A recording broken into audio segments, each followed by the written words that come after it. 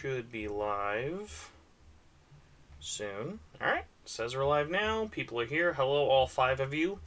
Velvet Network, of course, being first. He's got to come in here, big dick swinging with his cool, verified by Sega Atlas follower day. Mucho texto. I don't even know what that means. We also have Kazuno, Detective Agency, Daniel, and of course Larrue is here to listen to Larrue. I hope you have the audio on. That way you know you're hearing yourself. No, I had it on for a split second and I was like, That would be like...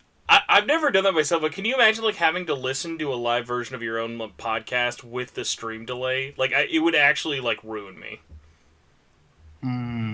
Ruin Spencer. That doesn't take that much though. Like, to be fair, it's a very low threshold to get me excited. All right. Well, speaking of low thresholds to get things excited, I'm the opposite. This is a high threshold. Because, Larrue, you're here, but we got to get started. Larrue, without cheating... Well, no, you already know because you're in the chat. Are you surprised how high the episode number is? No, not really. You've been doing it for as long as I've known about...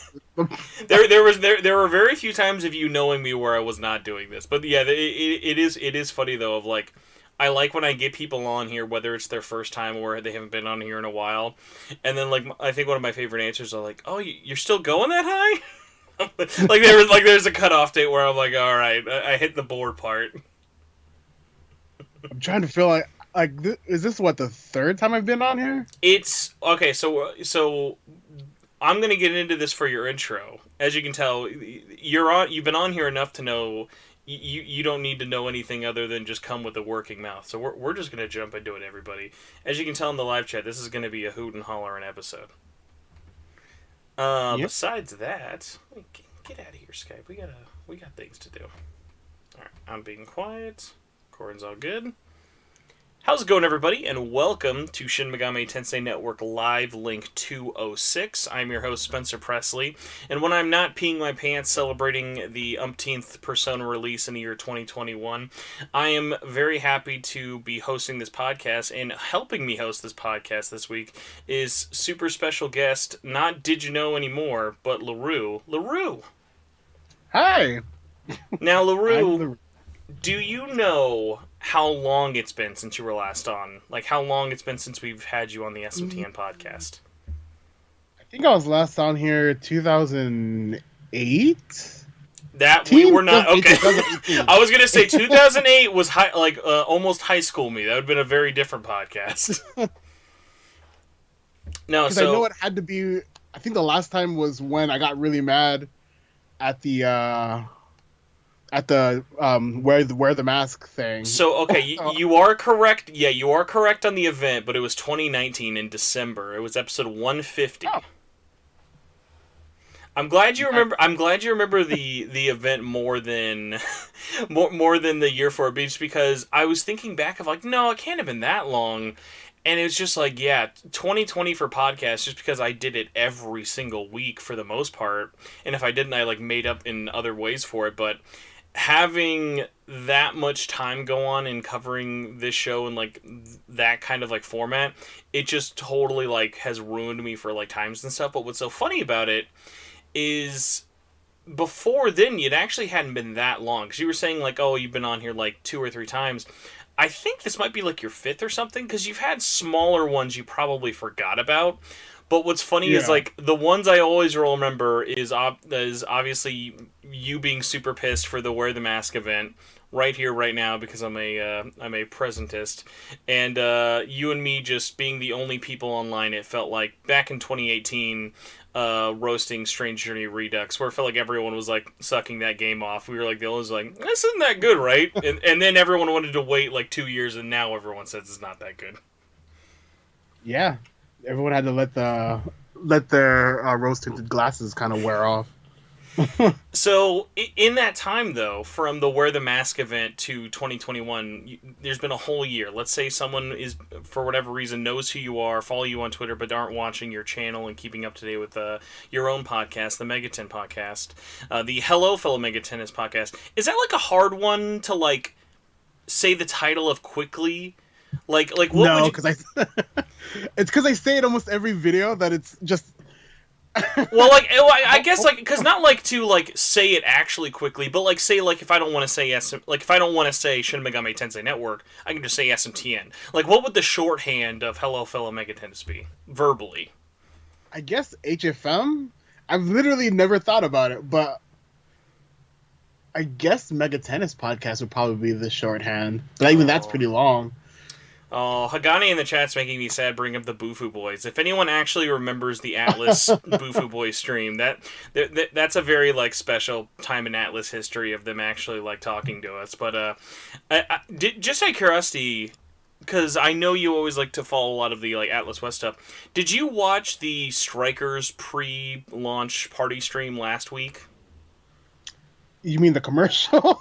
Yo, so okay, that already answered it for me. I was watching that and commenting with Hagani of the Velvet Network, and like, man, just like, and reminder, I loved everyone who's there. Everyone there is a very nice human being, but that felt like the most milk toast, how do we do a live stream ever thing of like.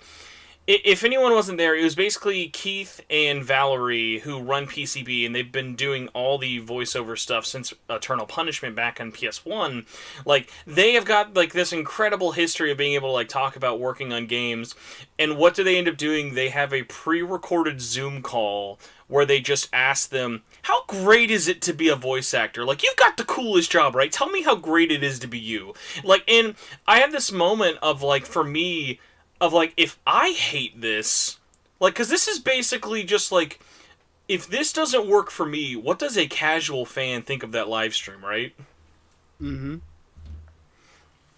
I mean, I don't mind it if it was just a promo video they uploaded to YouTube. I think just the fact that it was pre-recorded and stuff, that alone kind of detracted for me. But also, the way it was scripted was just like a weird early '90s sitcom, and I couldn't get into it. I can't like imagine even like doing like this show like that of like, geez, Larrue, it sure is weird in these current times doing our silly podcast. Tell me, what's it like doing this in your bedroom? Isn't that crazy? Just a little. It was just the energy was a little not for me. So I couldn't finish it out. I got even like 30 minutes in. Oh, okay. Well, at least we were kind of around like the same thing for it. But yeah, it's like even like the things I thought might be fun of like maybe talking into chat was fun. No, chat was a disaster. It just really sucks because like yeah, like whether you miss the low budget Atlas days or the current like production budget Atlas days for it, I just wish like they had like, and I know they have a new community manager there, but like I'm still like there's still that thing missing for me of like. It's sad that I am as pessimistic on their community outreach after all of 2020. Because you think with them as a company being stuck at home, they would have gotten better at this, right? Yeah. And I thought it was actually weird because it feels like they took a step back. Yes. Because for like a little bit pre-Royal-ish days, it felt like there was a lot more like invested in communicating with like, I guess, what they call them, big name fans, and like, you know, trying to build up hype that way. But now the way they do it is they post this cool merch that the Atlas staff get, and it's like, oh my god, that's kind of nice. But like, I don't know what you're trying to do. It's like flexing. It's like it's like, oh cool, I got this epic thing that you can't get. Whereas before, it's like rewarding the community, being like, oh, this person got this cool thing because they're a big person in the community or whatever. So being a positive influence in the community is a good idea. But so I feel like it's a really bizarre turn they took in regards to that. The influencer box just leaves the yuckiest taste in my mouth, and I always have to preference this by like, I'm not saying I don't like it because I'm not getting it. Like, there are times, like, where, like, the only time I've ever been sent anything by Atlas, and this is funny, like, this must have been, like, by mistake, because, like, they weren't even talking to me when they sent this to me. So, like, a month after Golden came out on PC last year, they randomly sent people a poster and a pen from Persona 4, And there was not even any like, hey, to celebrate the event. It was literally just a box with a poster and a pen. And I had Hmm. to find out why it was sent to me and like if it was even on purpose. But it was like one of those things of like, so I've never like gotten anything luxurious or whatever. I know like they sent you like and a bunch of other people like that little care package like February, like almost a year ago right now. Oh yeah, Valentine's Day, yeah. And they sent me something for the release of Persona 4 Golden, which is cool. Like I don't really care about getting free stuff from them. I do get like a little. I have like this crazy collector's itch where I see something that's custom made that's gonna be only given to them for this limited thing, and I'm like, I get that. That kind of drives me up the wall, but it's not something that I can't live without. It's more like I feel like it's weird when you're not rewarding the fan base's good behavior. There's a lot of cool people that popped up in the community that I don't know if they got any kind of spotlight, even if it's just retweeting like a cool video, that would be nice. Yeah, like one of the interesting things is like you mentioned some of the weirder stuff. Like take the Scramble or the Strikers box that have been coming out in the last week. I look Oh at that yeah, and I'm look at that and I'm like, oh man, I want the curry or I want like the coffee or the postcard. Like I'm like, oh, I want that box. Like that like little yeah, box I would be want really the cool. box. Yeah, that's what I was feeling too. When they sent the bento boxes for, I don't know what it was That was for. for the reveal in December. Yeah, I was like, I don't care about this stuff. I just want this box because it's it's like burnt to say Atlas or something. I'm like, give it to me. Give me that box. I It want the box. it, it's really interesting too. Like I have a lot of things I actually kind of want to pick your brain at, and almost none of these are really game related. But I'm just curious, especially from a collector's mind. Um, but like first, I guess in terms of also someone who like covers everything as well, whether it be your videos and your podcast. How weird is it? Like, because I don't think enough people have really talked about this. How weird is this that 2 months ago they announced a game that just got released today? Like there, if in normally what would be like a 6 to 9 month PR marketing line has been reduced into 2 months and was hilariously had tons and tons of leaks. But like what was so odd about it was like for me looking at it from the outside of like whether I think they're doing a good job of it or not, like it's so close. It's like okay, obviously all of us fans who wanted to play Strikers are gonna play Strikers, but like I don't know anyone who didn't know about the game in January or December who's now jumping on launch day on February. Like it all just it felt very rushed, even if the end product isn't rushed. You know what I mean? Yeah, it doesn't really build like excitement for it. I feel like that's kind of why the general fan reaction has been not as crazy as I thought it would be. You would think a sequel to like one of the biggest games that they've ever released would have a little more That traction. that's like one of my like favorite things of like I don't remember what like brought this up, but like I was looking through an old podcast I was on with Simply Dad, and one of the things of he was saying, oh, I don't care about Persona 5 Strikers or whatever, and I was telling him like even if you don't care about it, you have to realize it's the easiest slam dunk of a game sell. Like just say it is the sequel to our best selling game ever. Like that's all you got to tell like the normies, and then you've won it over. Like it, there's nothing in that game that's going to like offend people to like scare them away, you know. So like the funniest thing about it has just been you look at the marketing, and a lot of it is just it's Persona again, and I'm like they never like it's. I always really appreciate, especially you'll know this as well as someone who covers the East and West marketing attempts. Like looking at how they sell something like Strikers or Catherine in Japan compared to America, it's almost like they're selling two totally different games.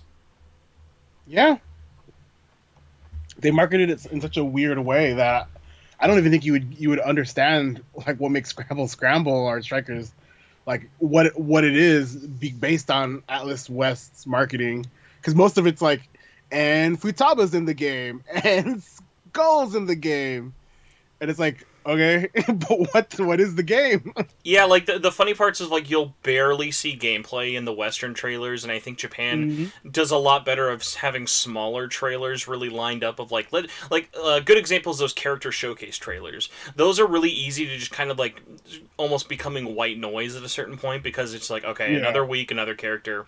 Like I remember when doing the dancing games, especially for 3 and 5 dancing, covering that it was like oh my god, it felt like there was a trailer every day for those two games.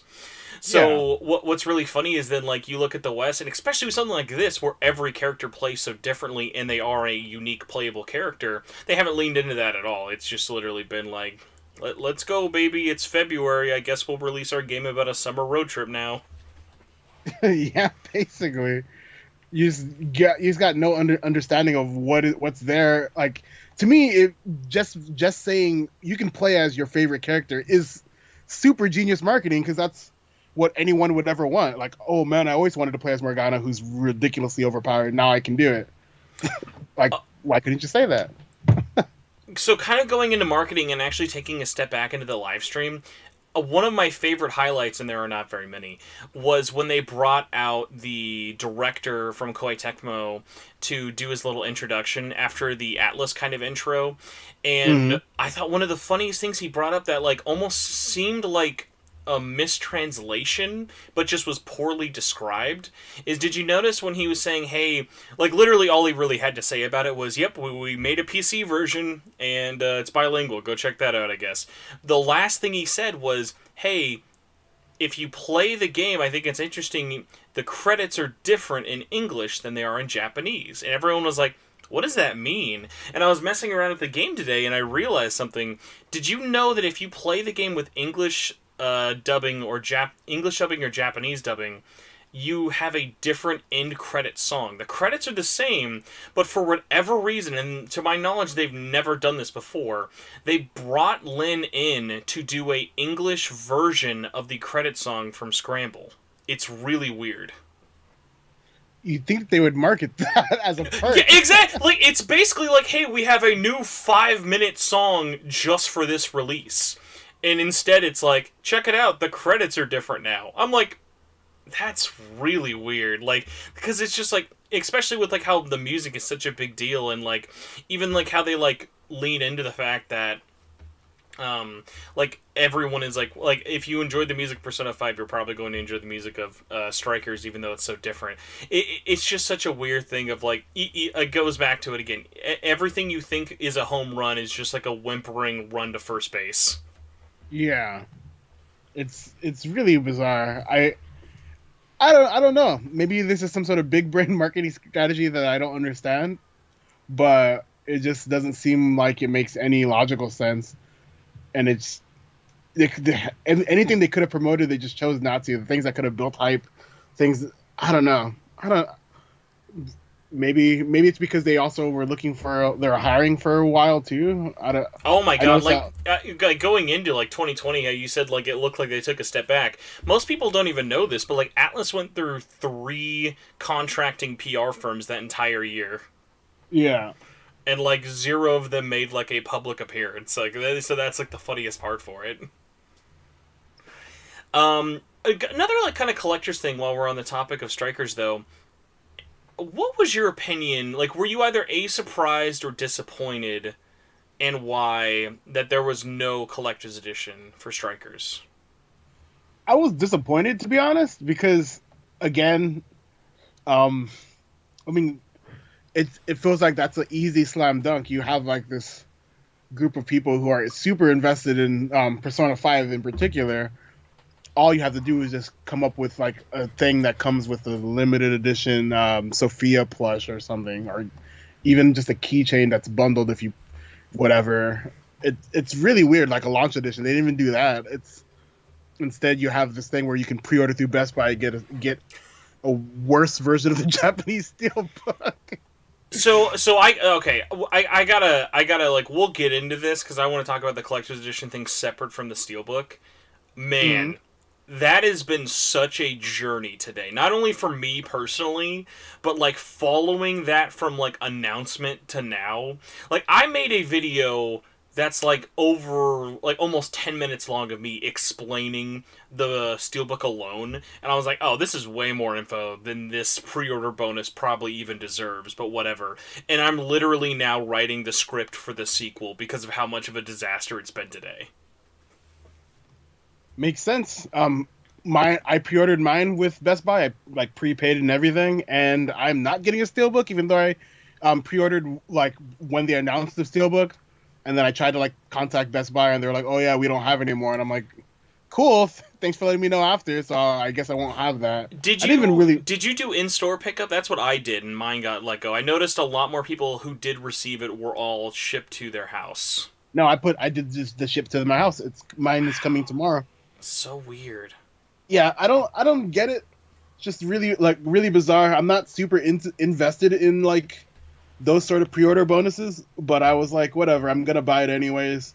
Might as well try to get that. Are you saying that Thing. 1-inch pen didn't do it for you? You didn't look at that pen that everyone in the world is getting as a sympathy? It's like the epitome of a pity lay. Like, that's the Joker pen. The Joker pen is like, I guess, don't take it, whatever. Yeah, I don't understand why this is like the third or fourth Joker pin. Yo, yeah, like there are, and that's like without even getting into like the gold variant from like cons and stuff. So it's like, it's not an exciting thing.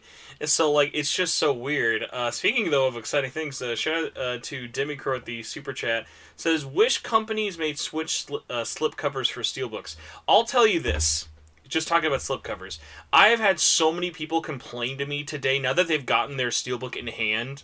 They're like, I really like this steelbook. And it is a nice steelbook, like, once you get it. The matte feel really, really works to its benefit, because the rest of the Atlas ones are all glossy. Is that, yeah, it definitely feels empty without a slipcover, to the point where I'm actually now seriously considering just designing one and seeing how much it would be just to print a couple, like maybe like a couple like 10s or 100 or so, because it's like, it's one of those things of like, a slipcover is a lot easier to make a custom thing for than like an actual like printing your own case. And it's just one of those things of, it would be so easy to make a cool slipcover. Like, this game has so much art they made for it, and like half of it they don't even really ever show anywhere. So like, it's just kind of a shame that like even the steelbook alone is just it's the Japanese CE cover, and it is the game cover. But no, so like going into taking a step back though with the collector's edition, I will say in my research I did find out some interesting stuff. Would you like to guess why Atlas did not do a collector's edition for Strikers? Be like armchair quarterback, your CEO, your Mr. Atlas USA, now Atlas West. Why do you say no to this? I still consider them Atlas USA because they're not really invested in the rest of the. Well, yeah, going back to the Best Buy Steelbook, yeah, the hundreds of people now paying hundreds of dollars for that Steelbook online would beg to differ about the regional exclusive. Yeah. Honestly, it's probably something really benign, like some sort of thing of like, oh yeah, well, let's not do a collector's edition because people won't buy it. Like, just some ridiculous conclusion. I don't know. I feel like it's a harebrained thing rather than a practicality thing. I'll say this. It was definitely not something I thought of until I had heard it. And my initial thought was, this project was left on the back burner for too long. And you could definitely tell product management and timelines. Like, clearly in 2020, Atlas needed, like, a Trello board. I don't know if anyone out there knows what a Trello board is, but, like, they needed, like, some sort of better timeline. Because, like, there were, like, conversations that no one ever really brought up unless you kind of thought about them from, like, someone who plans things out. Like, think about how 13 Sentinels was a big hit last year, but even 13 Sentinels had to have its English dub patched in. They couldn't get it on the disc, even though it was done before the disc were printed. So what's funny about that is, like, people will be like, hey, they made it happen in quarantine, just be glad it happened. But you should be asking, no, they announced this game 7 years ago, and it was definitely done in Japan way before quarantine here. So why did you wait to the quarantine to do the voice acting? Which then leads into other things of, like, Atlas initially wasn't confident in giving it a dub, and a whole bunch of other things that go into the game's development. But, like, it just goes to show, like, the way they're making games in 2020 like they were making them back in their offices, but they weren't realizing the effects until it was, like, too late. Because, like, even going into Strikers of, like, oh, well, we had to record Strikers voice acting during quarantine. It's like, cool. Again, that game's script was done early in, I am early, actually, like, the summer of 2019, all the voice acting was done in Japan. Like, if you were actually, like, competent in your localization speed, you could get that, like, localized and voiceover recorded pretty soon. It's just Yeah. Like, and this is not an Atlas exclusive problem. Many game companies and studios do this in America. Voice acting is literally the last thing they do. because it's one of those things they got to push back to the last minute, and every little change they make is just going to lead to more money, so asking people to come in. Whereas like in Japan, you'll notice of like voice actors get brought in really early, like really really early, and like if you talk to them, it's really funny. Of this happens way more over there than here, but like you'll have these moments of talking to voice actors of like literally. I remember recording enough script for like a second game and just none of it gets in. Just because things are so different. And like, even with stuff like Persona 5 and like even Catherine, like the first one, there were times where like the development of that game where like all those trailers were always voiced, even if you didn't see those dialogue options in game, like they always had stuff out there. So the very, very long and roundabout reason though for this one, what's so weird about it, literally because it was multi-platform. So walk this through with me. Because they now had to make a PlayStation 4 version and a Switch version for retail, they didn't know what was going to be the most popular version in America. Even though in Japan, it was very clearly the PlayStation version, they really, really thought the Switch one was going to do numbers that rivaled PlayStation in Japan. And so they were like, well, we can't just make an equal number of both, otherwise we're going to be stuck with like all the Rido Jack Frost plushies, and they're going to be in clearance bins for years. And it was just one of those things of it was cheaper for them to not make a collector's edition at all than to print equal amounts of both systems and have them sit on shelves for years. I mean, I can see the logic of being kind of nervous because when you calculate when you look at the Amazon like rankings, the Switch version did do worse than the PS4 version by a pretty good margin. So I could see them being nervous about doing the same quantity for both, but I don't know if that's like a good enough reason to just not do it at all. It's tougher. Amazon bestsellers is always such a weird metric. You also have to remember that the week before this game came out, a Nintendo Direct happened, which bumped up a ton of pre-orders. So, like, the best-selling game on Amazon's pre-orders right now was Skyward Sword HD. Again, it was like so, like that's how like it bumps up those numbers really, really hard. But I do think you're right though. I do think those numbers definitely show there is still a larger majority of people who still want to stick with PlayStation. Like obviously, if you look on Twitter, if you look online anywhere, there are still thousands of people playing this on Switch, thousands of people playing this on PC, like yourself. So it's like this is not a title people feel like they have to stick to one platform more than the other. But yeah, when I learned that, it definitely made sense, but it still didn't kind of take away from the burn of it. I will say though, I was surprised because I see Zeron is in the chat. Did you see that there is an Asian English collector's edition for this game? Is there? I didn't. Yeah, I didn't really... I've only seen it in like the Philippines and like certain like stores in Malaysia or whatever. It's literally the treasure box edition from Asia, it's the same version. But it comes with some postcards, and it's the English version of the game. The only thing different is there's postcards. Yeah. Oh, it's the one that's been out for forever. Yes. Yeah. But it was just one of those weird ones of like. Because I'd only ever noticed it before when like they did the same thing, I think, with the Chinese version with Royal last year, was basically the build was the American version, but it was the Japanese special edition with like a t-shirt or something. Yeah. So like that's kind of a weird one, but I wanted to ask you just because I know for some stuff you'll go ham and get like every collector's edition possible if you can, because like there are always those cases of like the really weird ones you don't ever know are going to be like, oh, there might be a tiny difference here, or there might be a tiny difference there. For me, it's about like the quirkiness of the collector's edition. So like the Nocturne one, since it had a literal jewelry, I'm like, okay, you had me at silver bracelet with a moonstone inside. I mean, can we be honest? As soon as it said Nocturne, it was already Keith bait. Like it was me. Like as soon as you saw, oh, it is the collector's edition of one of my like favorite game, or not even my favorite. It's like it is a collector's edition for a Shin Megami Tensei game, and it's not Strange Journey Redux. I feel like it was already a very low bar of like, oh, and I'll buy it now. Like what would Nocturne have had to have had in the collector's edition for you to be like, I'm good, I'll just get the standard. Honestly, if it was like the Asian version where I think one of the pieces was a really ugly shirt, I probably would have passed, like, because I really hate that shirt, and they even wore it during like the promo, like the live streams. I'm like, why? This is not a good shirt.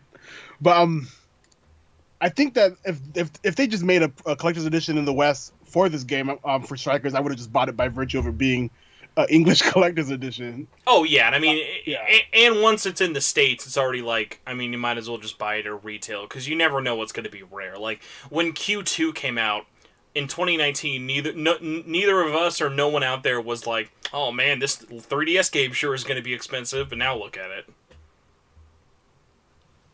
Yeah, I mean, yeah, I don't know. When it comes down to it, I just hope that this isn't like a trend they like stay on. They better release the collector's edition for Nocturne so I could buy it, and Okay. one for SMT5, or they're gonna have to import the. I want to run this by you because I've been having this like thought process recently because I don't know anything, like I don't know any insider details for this, and I've been having this weird like nightmare scenario in my brain. I'm really curious how you would react about this and how you think the fandom would react. Nocturne comes out.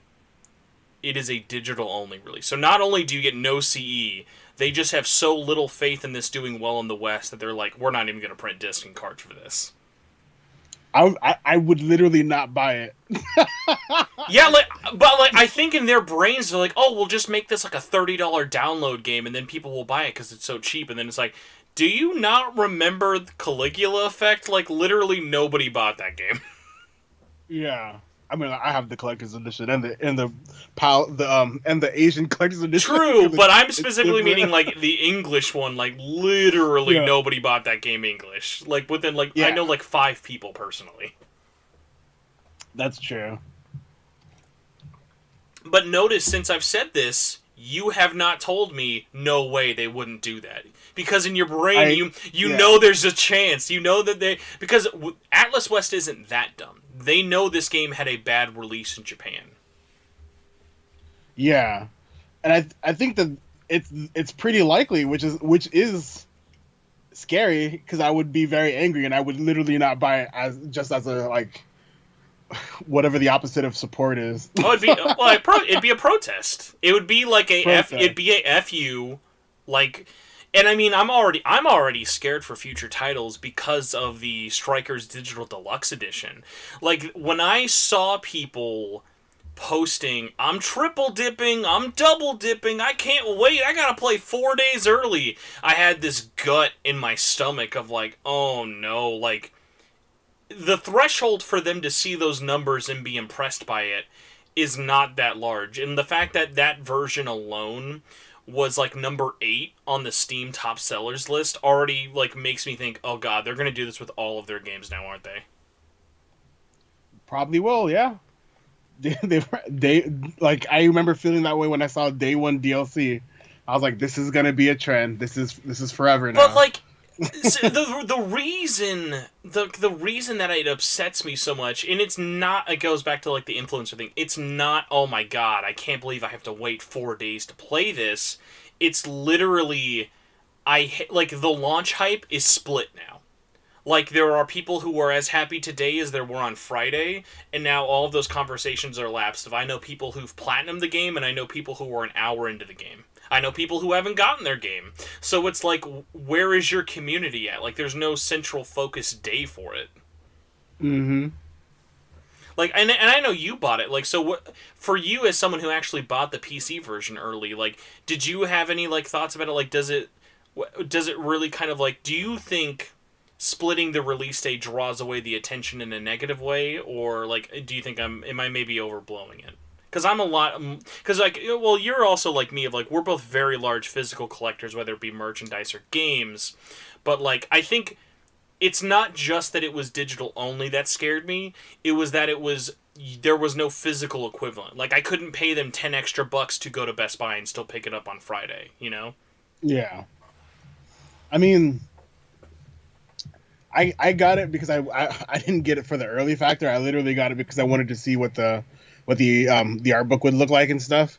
and see if it was good resolution, because the P4 golden one was pretty bad. Pretty disappointed, but it was just an interesting experience. It was more for me about the other stuff rather than playing it early. I think that them doing that does kind of split, because then imagine if it's all released on the same day, then you have way more people tweeting about it at the same time, so then it trends. Versus when it released, it got I think 3,000 trending in the US. Yeah, it was not a large amount of people. It was definitely lower than you would have expected. And it's not like there was nothing else coming out today, so they had no competition. Mm-hmm. Yeah, I think it was pretty bad.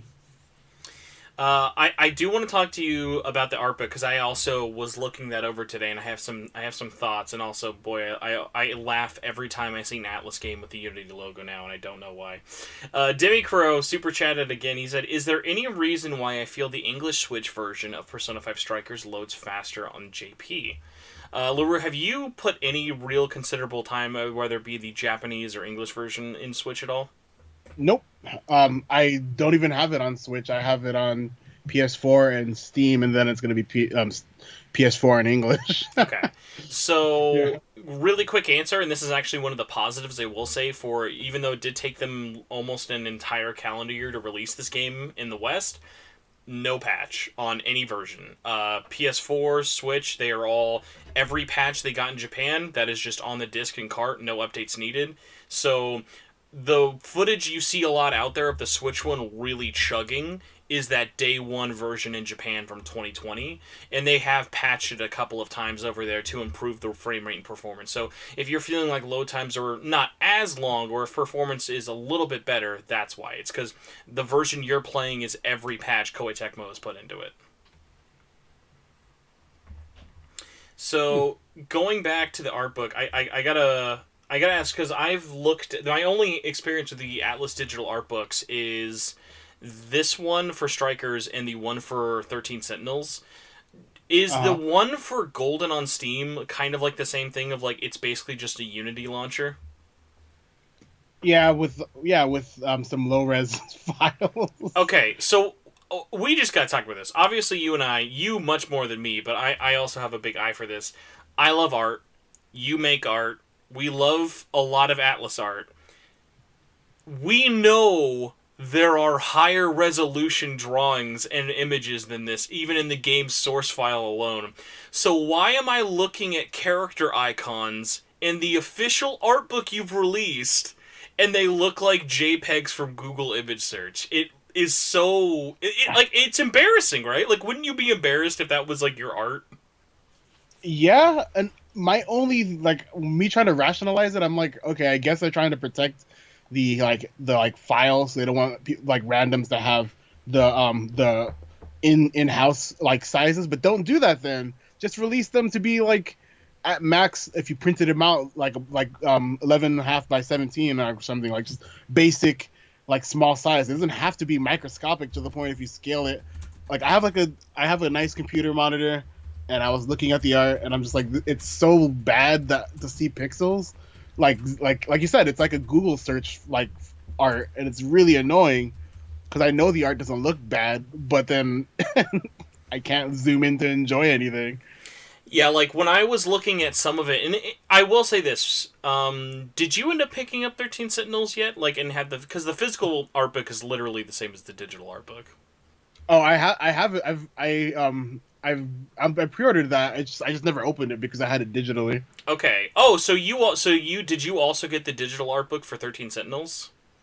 I've never even looked at it. Oh my god. Okay, so the art book itself, really, really cheap, really low effort. They took all the boring art for the game. They literally just took stills of the characters' animations, didn't put any concept stuff. It's when you compare it to the other Atlas art books they've done, whether it be for Odin Sphere or Dragon's Crown, it's oh cool, we gave and I did find out that actually these art book Unity launchers are actually outsourced, so Atlas isn't even working on it themselves. They just have another company do it.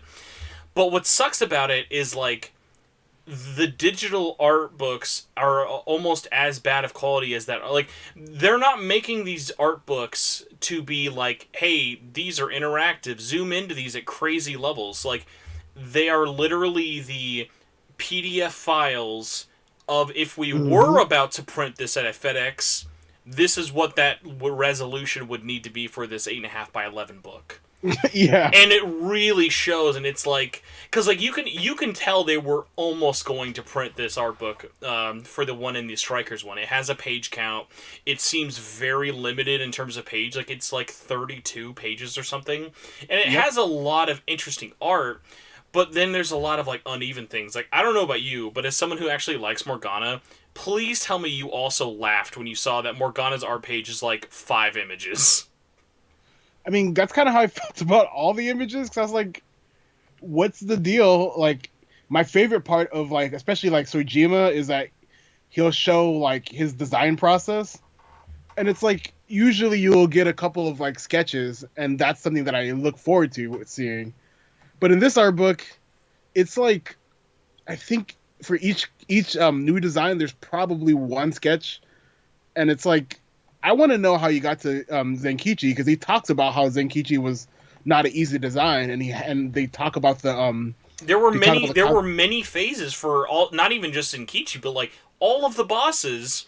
Like, it shows some of their art, but like, I know even specifically Alice alone had like a very different design that was much less like I don't know. Like, every time I look at Alice, especially in her Jailkeeper outfit, she looks like a KOF fighter, and not in a bad way. It's just like her design is very over the top, but like her, like she had so many different kind of like takes and stuff for it. Of like, man, show that stuff off. Like you go to the concept art page. There's 3 pieces of concept art. They're great. They nail the tone of what that game was going for. But I'm like, are you really not going to show anything else? Like, you can show the same 3 shots we've seen in Famitsu a year ago. Yeah, and that's where I'm at with it. I'm just like, I like the idea of being able to get more. We got so little, yeah. Especially with Morgana, that was another one that I was like, I did feel was, it almost felt like it was purposefully malicious, because it's like, not only is Morgana like a little bit of a punching bag in the fandom, I think it's weird because I think that he's the best character to use. I think that he's the best character in the game. Morgana literally has a turn into cat car button, and then you can drive around running everyone over. No one needs to argue this point. It's in the game. Press triangle, you see why Morgana is fun to play as. Yeah, and it's just a shame. I hope they never do these types of art books again, but I think that it's another thing that's going to be a staple. Oh man, really? Other, like, and you can just tell, like, it felt like it's like a shotgun, you know? Like, every character art is like a shotgun of, like, sometimes here's a lot of art, and then other times here's a whole page of Sophie, and we won't show her actual persona. We'll we'll show the dumb box version, but even though, like, spoilers are okay in the art book, we're not actually going to show you the cool design. We're just going to show you the boring one that looks like a bunch of boxes rolling around a child. And I'm like, cool, thank you, I guess. Like, and again, this is a free thing. It is outsourced. You know that, like, the amount, like, we're talking about this now, probably had more thought and consideration into it than the people working on it, is the sad truth. Yeah. And it's like, I don't know. Atlas has an art team. I don't know if they just don't want to learn Unity to, like, make the PDFs work on everything. I will say the fact that it is an executable even on Switch I find funny. Because, like, making an executable for, like, Steam, very easy. Making an executable for PlayStation, there's, like, stuff in the kind of realm for it. Like, it's been done before, like, digital soundtracks and whatever. But, like, the fact that they had to, like, make a unique Switch launcher just for, like, this art book, I just find is, like, so funny. Like, the only way I think you might be impressed by the art book's quality is if you are playing a Switch in handheld mode and looking at the images then. And even then you might notice how pixely some of the stuff is. Yeah, it's just not.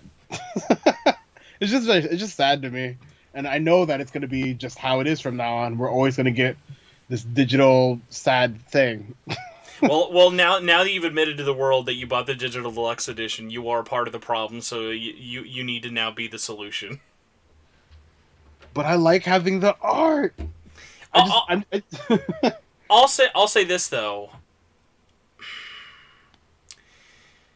because like they're at least learning in a better sense of like I'm surprised we got the entire Blu-ray for the behind the scenes for those two songs. Like the fact that they actually went and translated the entire hour of like that Blu-ray from the CE. I'm like, that's a cool thing to have because most people are not going to watch that.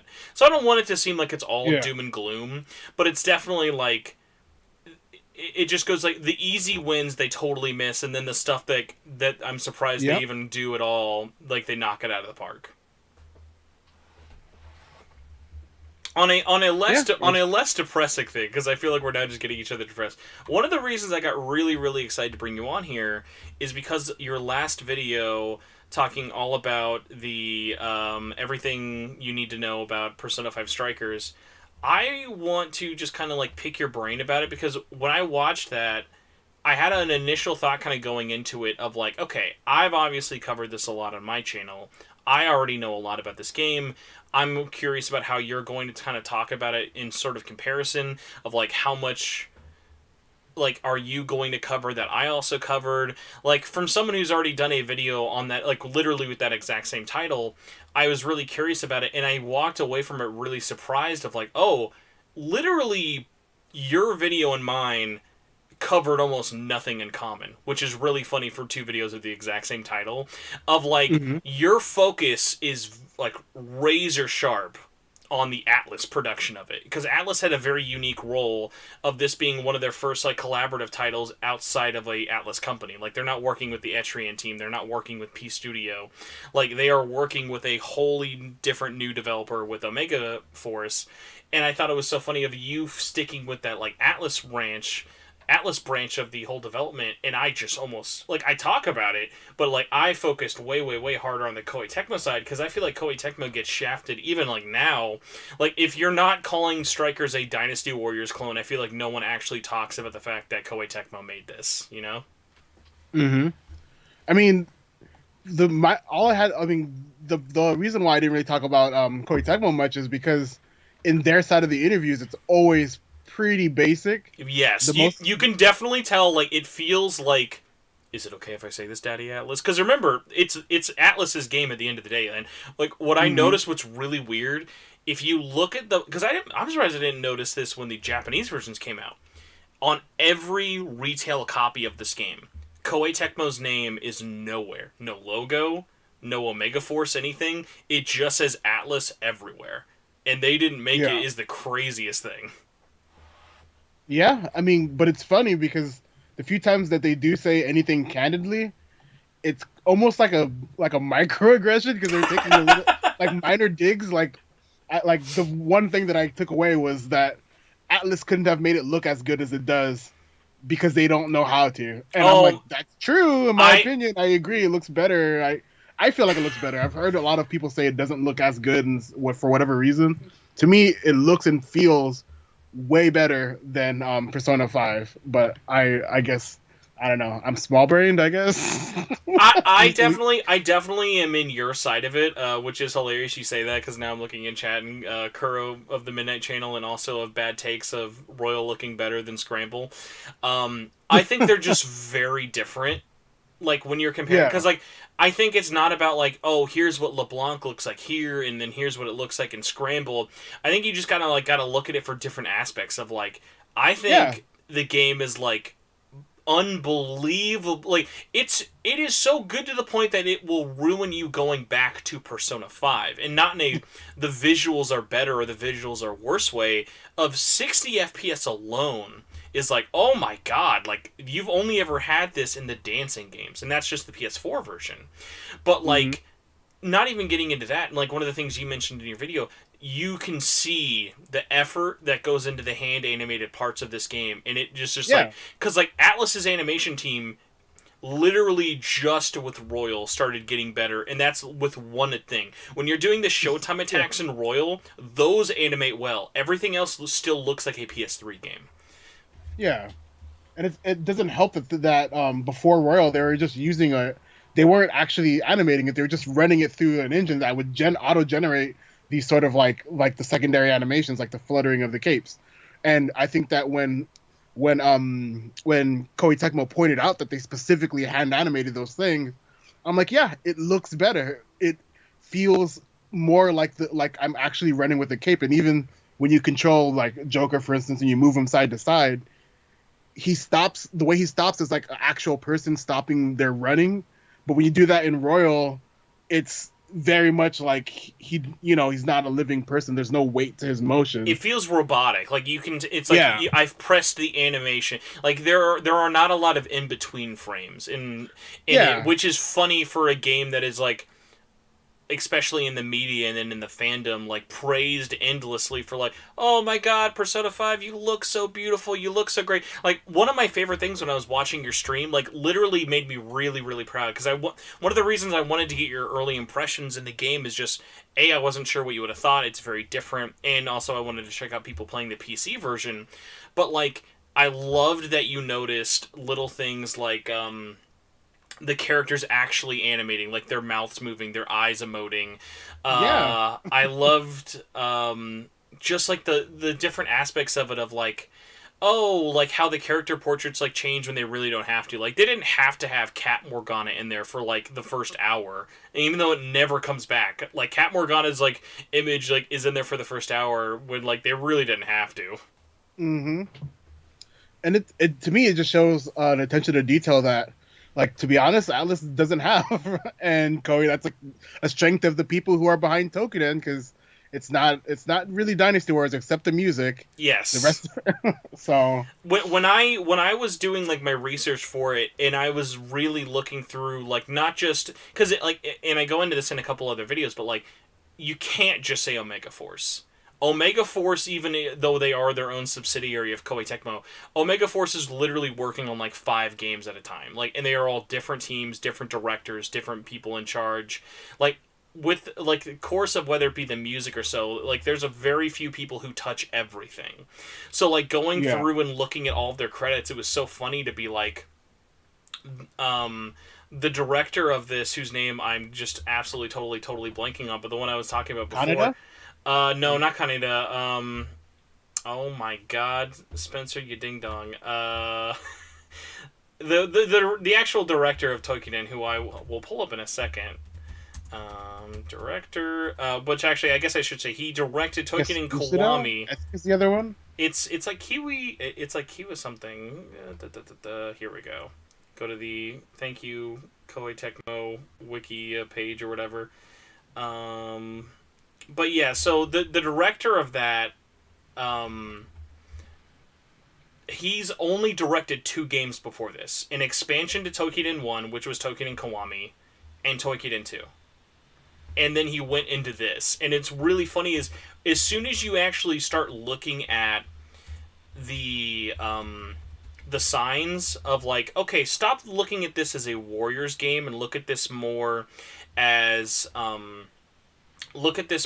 like something that was made from a team who made a Monster Hunter clone. The loading in between smaller areas when you're in the jails makes way more sense. Because like you might be looking at it and be like, oh my god, like why didn't they just make this one big map? When like you look at the team and it's like, yes, it'd be probably nicer to only have one big initial load, but at the same time you can get a lot more diverse and varied locales by splitting it up in the loading screens. You know? Yeah, that's a good point. So like, and obviously there are different reasons for each for it, but like I just find it so funny of like the bosses also make a lot more sense of like enemies are not meant to be tough. Like, oh my god, one of my favorite parts of watching your stream was literally, I'm playing on hard, man, this game ain't that hard, and then it's because like the game is not meant to be hard until you get to mid bosses or bosses. Like the game is a completely another game when you are fighting with bosses, because you have to just like, if you don't know how to play the game properly, the game can like kill you on a turn of a hat, even on normal mode. Like, one of my favorite parts of hearing people playing the game is a lot of people, and I know you haven't put like that much time really into Royal, a lot of people have been praising the difficulty in it, and one of my favorite things about that is like I think the difficulty in this game is really, really well tuned to no matter how you want to play, whether it be easy, normal, or hard. And you don't get that a lot with Atlas games. It's either Atlas games are too easy or too hard. You never hear they're like just right. Yeah, I'm in a different camp. I think that almost unilaterally all Atlas games are pretty easy, except Catherine. Catherine's the only game that I genuinely struggle on. Every other game, pretty easy once you know the mechanics. Is my take. I love that it's Catherine. Like out of all the games you could have said, like I would never have guessed that. I don't have the brain for that kind of puzzle. For whatever reason, it like thinking on more than just one plane is like too much. I just tell me what button to push and I'll always push it. But when you tell me push this button while juggling this bowling ball and cooking breakfast, I can't do it. And that's what Catherine feels like. I mean, hey, I'm not gonna say you're wrong. It goes back to it's like different strokes for different folks. Things for it, which I really appreciate for it. But oh, thank you. I should just look at chat. Sekaguchi. Yeah, so Sekaguchi was like the real like in terms of like because there were always like a bunch of directors and a bunch of producers really on there, but he was like the one in terms of like I'm working on gameplay. I'm working on how like he's like the one who was in there from like the trenches of like I'm getting this game to ship out. Like he's not the creative person making all the big decisions, but he's the one making sure that everyone is either where they need to be to make stuff happen and kind of go there. Like, he probably had the most middleman attention in terms of, I'm talking to Atlas and I'm talking to the Koei team, you know? Mm-hmm. So, again, one of those just weird things of, like, and also, I'm just, like, super, like, in a weird position of, like, I'm already a, like, very large, blind fanboy for a lot of Omega Force games, so I was just happy to see this one being so different. For you, because I don't actually know, do you have much history with any of the Omega Force games in terms of, like, have you played any for, like, an actual extended period of time, or is Strikers your first, like, real foray into their stuff? I have several Dynasty Warriors games. I have some of the, I don't know if they even have a different name, but I think I have, like, some of the Japanese ones where it's feudal Japan. I've the only ones that I will claim that I played are like the PS2 era Dynasty Warriors games because those are the ones that I've actually played to completion. I haven't really finished the Dynasty Warriors games since then, but I have almost all of them, the Vita ones and stuff as well. I just went through the very masochistically hard decision of in the lead up to Strikers coming out, I got into this really big bug of my wife and I were really enjoying playing a lot of Warriors games co-op because like they're just really good to play with her on PS4, but I like also playing them at work on Vita. So I was like, you know what I should do? Because I had every English game, even the Asian English Warrior game. I was like, I should import every Japanese one too. And then I did the exact same thing for PS4, and I'm like looking at the stack of like 30 to like 40 games, and like half of them are all in like Japanese only, but it's like it gave me such a good respect for like also doing like my research form as well of like, man, like people don't always like remember this is also the team who with the exact same engine that made Strikers made Attack on Titan. Like, how crazy is that? Never even played it, but I know it exists. Yeah. Isn't it fairly rare now? Yes. Oh, but if you want to buy Attack on Titan, any of the newer Koei Tecmo video games, RIP your wallet. Those are, oh my god. I don't know if it's last season anime hype, but yeah, those have become stupidly. But to take like a little bit of a break from me talking, because I really, really would love to like kind of pick your brain. I know you haven't played that much, but if anyone out there knows me, I hate playing on computers. If I'm not working on a computer, I don't want to be near a computer. What has your experience been with the PC port of this? Because I know it's kind of been... It's like... There's a million different answers, but that's just like kind of how PC games are. But for you, how's the port been treating you? Honestly, I quite like it. It's to me the biggest complaint is that I hate when the buttons on the screen don't match with whatever controller I'm using. And it doesn't let me change it to like PS4 buttons. Yeah, the Xbox only is a weird one. Although, to be fair, you could also be playing keyboard, and that's its own personal hell. Yeah, which, I mean, I feel like that's like the subhuman approach to playing. You say that, but I've seen so many people posting screenshots with keyboard commands. I'm just like, I'm sorry, you're just a lesser human being for playing this way. Imagine being like, you know what this action game needs? 4 buttons, WASD. That's gonna give me the fidelity I need for this game. No, thank you. I just think that I haven't really encountered any like problems. Because I've heard people say that there's crashes or that the graphics look bad or whatever. I'm playing it on the highest graphical setting. No, I haven't seen anything bizarre happen yet, and it looks great. I also like that. I also like that I can use my nice monitor to play and look at things bigger and with a higher refresh rate. Getting into like specs out of curiosity, what is in your computer you're playing on? Oh, well, you don't gotta go into all of it. I'm not a spec person. No, but so you were mentioning how you're playing like on the highest. So like, are you running it like native 4K? Like, are you keeping steady at 60 and stuff like that? Yeah, I know for sure those two things are happening because my computer tells me it's not dropping. But I don't. Let me look at my system because I genuinely don't know. I'm just like, oh, my computer is a gamer computer, and that's like enough knowledge for me. That's enough comfort. No, I mean, yeah. If I had to do it's like I'm that. When it comes to like computers, I'm like, does it work? And can I is this good enough? And I'm like, okay, good. Like I don't want to ask the questions of like upgrading and whatnot. Yeah, I mean, I did watch a stream that Hagane was on where when you change the language, it changes your name to first last, which is hilarious. So if you decide, oh, I want to read it in Spanish, or never mind, I want to read it in Japanese, it'll just change your name and it also crash. Nice. So, but I genuinely like I've liked my experience. I just like the laptop because it's it's a little powerful little beast. I hate being confined to one space, so sometimes I'll be playing in the kitchen or in the living room or in my bedroom. That's interesting. I didn't know you. I thought you were playing on a desktop. So that's nice. That's nice to hear that your laptop's even able to run it like that. Yeah, that's what I'm saying. Like, it's kind of the same logic people use for when they're like, "Oh yeah, I like the Switch because it's portable." I'm like, I like my gamer laptop because it's portable. I was just talking to Chris from the Krillcast earlier this morning of like, hey, he's like, oh, I'm excited, I want to try remote play, and I was giving giving him some info, and I'm like, hey, you know what's funny is that as long as you have a good internet connection, even remote play will probably play better than the Switch one, because at least remote play, even on the Vita, can run at 60 FPS as long as your internet's good enough. So even the Vita could do 60 FPS while the Switch can't.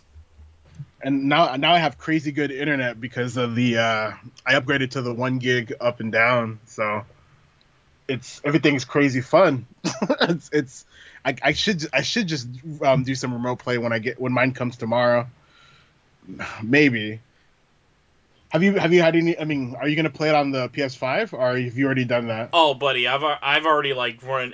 Literally, the only version I haven't touched, and I probably won't, is PC. But I've run it through a launch Switch, a updated Switch, handheld, docked mode, Vita remote play on PS4, Vita remote play on PS4 Pro, PS4 Pro, PS5.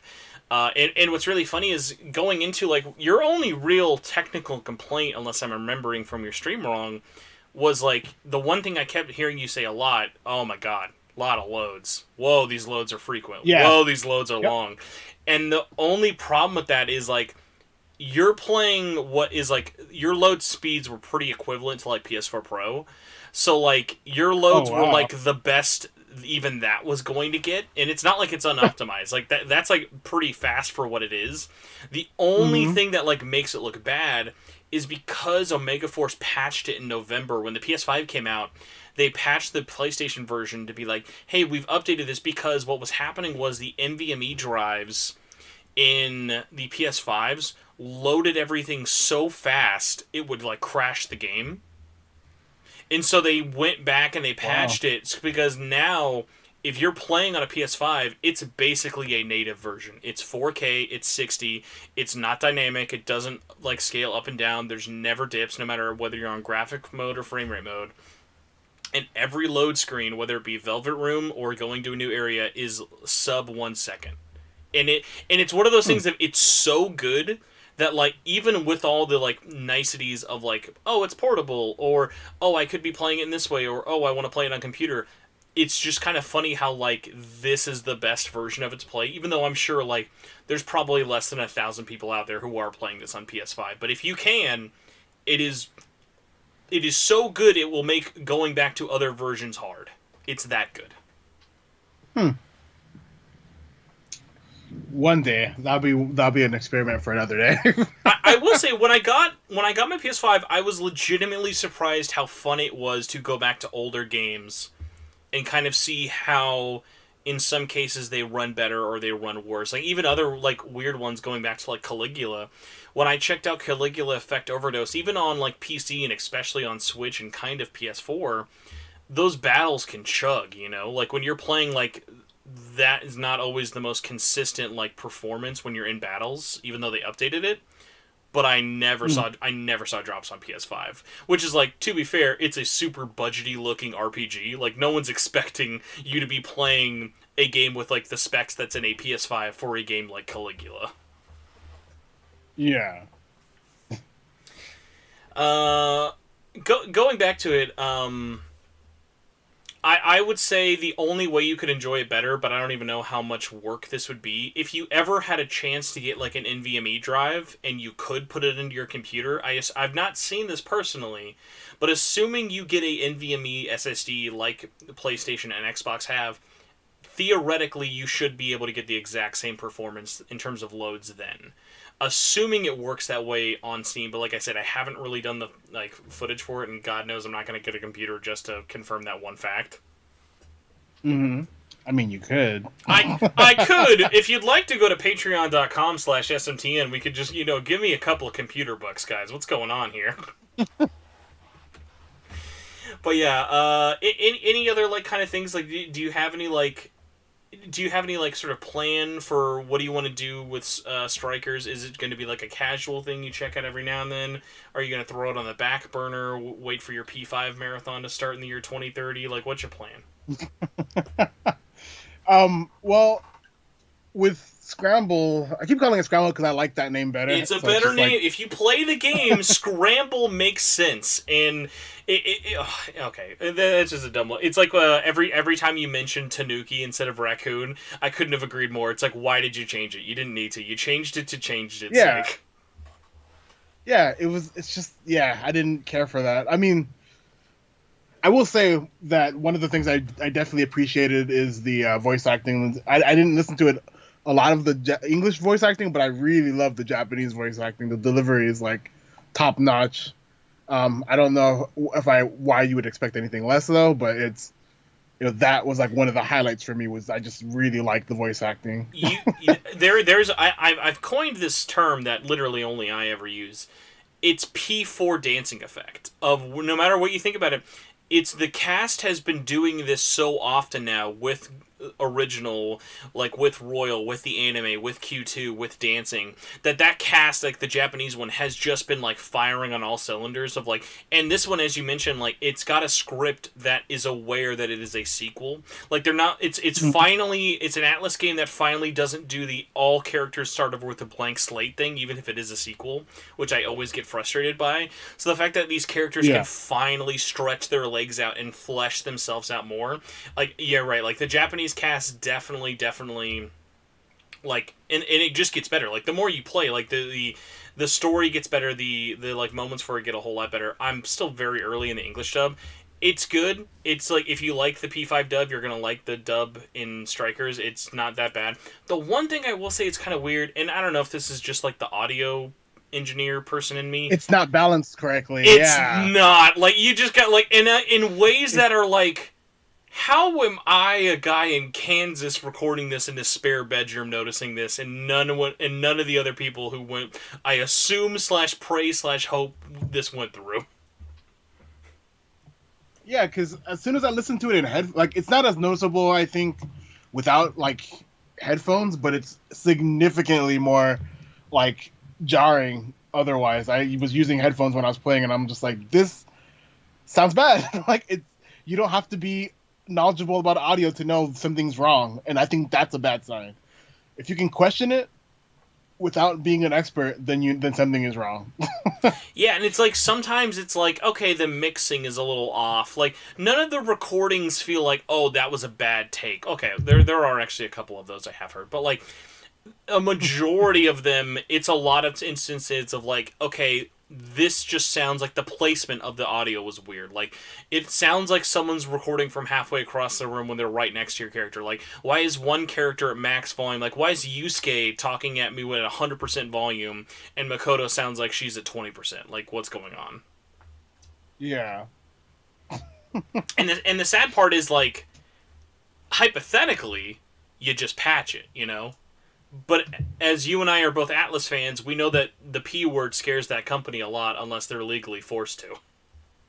Yeah. So that's not going to happen. I will say the one thing your PC version has over all the consoles, you do have more sound settings. Like, you can mess with a lot more sound and audio changes. The console has no audio and sound levels changing at all. And it really sucks, too, because, wow. because that was made... The PC port was, like, basically... It was internally developed at like Omega Force, so they were able to add in extra stuff. They were like, "Oh, this will be good," and I think that they just assumed Atlas would ask them to put it into the PlayStation version, and they never did. And what really sucks is I even emailed Atlas West. I was like, "Hey, are you guys going to patch in the PC features on the console so they're all in parity with each other?" And then the cricket noise came, as is the usual when Spencer emails anything. Well, I did remember seeing a tweet from one of the Atlas people saying, "Oh yeah, if we don't respond to you, it's because we get thousands of emails." And I'm like, I know the exact one you're talking about, and I remember when I read that email from Zachary. I remember when Zachary posted that, I went, I've never felt like an email. I mean, I've never felt like a tweet was more targeted at me without including my name. Yeah. But going back to what I'm gonna do. I'm not really someone who likes to play games at release. It's not really, generally, that's not what I'm into. I did it with Nocturne because I liked that I had a whole bunch of opportunities to test every single version and just kind of get a read on how it was, because I was originally going to make this big video about everything, but I had almost nothing nice to say, so I didn't want to make the video anymore. With this, I do want to kind of do that, but I want to go back and replay vanilla Persona 5, then Royal, then the dancing game, then Strikers, and then kind of do like a big write-up on it, because I think it's interesting to kind of see the evolution of Persona 5, but also because I wanted to talk about why I prefer Persona 5 vanilla versus Royal, which I think is another hot as you're talking to someone who literally did that last year. Like, I literally did that in order of start at vanilla, Royal, Strikers, and dancing. It will open your eyes in a way that, like, what it did for me is actually it ruined Persona 5 Royal reviews. Playing vanilla before Royal, literally rolled credits, starting into the next game, it ruined all those reviews to me of, like, every review I saw, for the most part, like, was just like, oh, you guys literally just copy-pasted your vanilla reviews and just said, it's got more stuff and it's better. And there are not a lot of people actually talking about, like, obviously, at its core, much like with Catherine Full Body, the experience most people are taking away from P5 Royal, whether it be vanilla and whatnot, that entire game is still in there. But there are still things that are changed, whether they be a little bit different, removed, or whatever. Like, but the problem is with that is that not most people are going to have the patience to sit down and play one game and then play the entirety of that game over again for an extra 20% of extra content. And it's like, I will say it definitely drags. They will make you more mad at the game. Like, it will show you pieces of that game's design that they never expected you to. Of, like, I've never thought Atlas was more lazy than when I was beating the original ending of Persona 5 and Royal. Like, they literally just copy-pasted it. Added nothing new, no new dialogue, didn't fix anything, didn't add a new boss phase. Like, I remember texting Gnarly. I texted him at the end of, like, Christmas on... Because you've beaten original P5, right? Yeah, yeah. So you know how that boss is on Christmas. At the end of that, it is Christmas. I beat that last boss. I texted him and I said, "This is the most dog shit game I have ever played," and I literally just beat it like a week ago. And like, because it was just so carbon copy the same. I was like, I hate this so much. Like, why is it all similar? But to its testament, that last 20% was good enough that I did a complete 180 of like, oh, okay, I like the budget ended long before Christmas, but you could tell they saved it for that last like semester, and it at least paid off in the long run. See, I take issue with that addition of 20 minutes or 20%. I like to call it like the remake syndrome, because Strange Journey Redux is like that, Full Body is like that, where I like the things I enjoyed about the original get changed in a way that I don't like, so that I don't like the remake as much. There's only a few exceptions to that. Normally I would 100% understand whether I agree or not. Like how you and I agree with Strange Journey, I definitely am in the camp that actually prefers Full Body to original Catherine. But like most cases, I can understand it and I can see both sides of the argument. The Royal one for me is such a thing of like, after playing them all so long and so many hours back to back, it's like, unless you just want to have a lesser experience, like, on the surface, I totally get it. I totally see how you can look at Royal and be like, I still want to just play vanilla. But from playing both to completion, it's like one of those things of nothing that was ever added in Royal made the experience in vanilla better, you know? Where there are moments where you could be playing, and like just to talk about Rin, going back to Full Body, you could be like, oh my god, can I just play this game without... Like, can I just play this game without the piano girl for no reason? Like, she literally does not need to be here. But, like, there's never a moment like that in Royal where it's like, oh my god, what are we doing? Like, the closest thing you can get is, like, you can look at Poochie, aka Kasumi, and you can be like, why are you in this game? But even the game knows that. That's why they give her 5 social links. They're like, I don't even know what to do with this girl. See, for me, it's more like the gameplay was better in the original. I thought a little bit more. It's still a very easy game, but with Royal, it's so easy that I was like, I had already maxed out like all social links. I had nothing to do anymore because I had already finished the majority of the things you're supposed to do. And on top of that, I wasn't ever sweating any dungeon because I was even... Before, I would be able to beat it in the 2 days, one day to get to the calling card, the next day to actually finish the boss. But then this time I was doing that, but I was playing it even less because it was quicker. So for me as a game, the gameplay part of it drags on, and then the extra 20% feels so different thematically from the rest of the game that I was like, I don't really like this as extra content. It feels like the answer, where the answer doesn't even feel like it's part of the same story. It feels disconnected. That was like one of my biggest things. I cannot believe how much backlash I got in my reviews / discussions of Royal. Of like, Atlas lied to you. They totally could have made that last semester be like the answer, and you just play it from like a predetermined save slot. They just make you play through the rest of this game just to like feel like you've warranted paying $60, even though Royal should not have cost $60. So like and people are so like, no, they changed so much, you wouldn't have understood Maruki or like Kasumi, like it wouldn't have hit different. Like, dude, I literally was like, Kasumi might as well have just been like a textbook to me. Like, she was like fine, she was cool, but like I didn't care about her. Maruki, I literally thought was a like pass away. Like, I was like, what is the point of this character until the third semester? I didn't care about him until the very end of his story, which is like just a sign of like, I think actually kind of even getting back to what we were talking about of like the remake syndrome.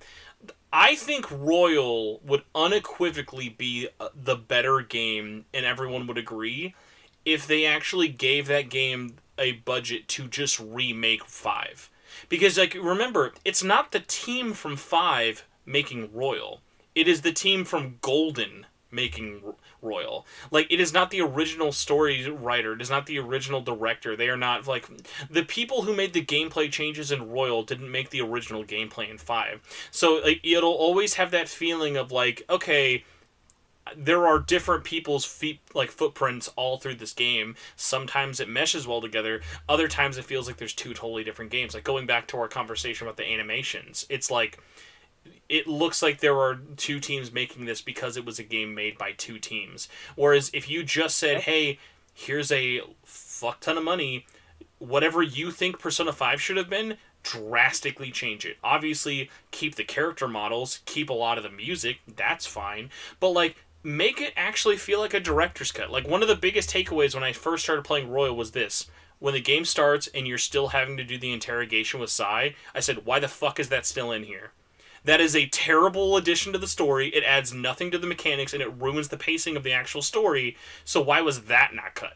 Nothing in the story of Persona 5 Royal needs it to be in the echelon of, oh, I'm being interrogated. It is just a thing that every couple of hours slows the pacing down and ruins things or spoils its own story. So it's like one of those things they gave them a budget to make a good game, but they had to only put it in that last 20%, and that first 80 doesn't mesh well with that last 20. So it just feels like you're playing this, like, almost like Frankenstein spore creation that, yeah, it's fun, but it's not when I see, like, 10 out of 10s for Royal, I'm like, have you, like, ever played video games before? Like, what are your, like, what are you comparing this to if this is your 10?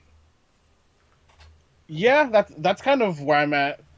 I do think it definitely deserves praise, but it doesn't deserve a perfect score.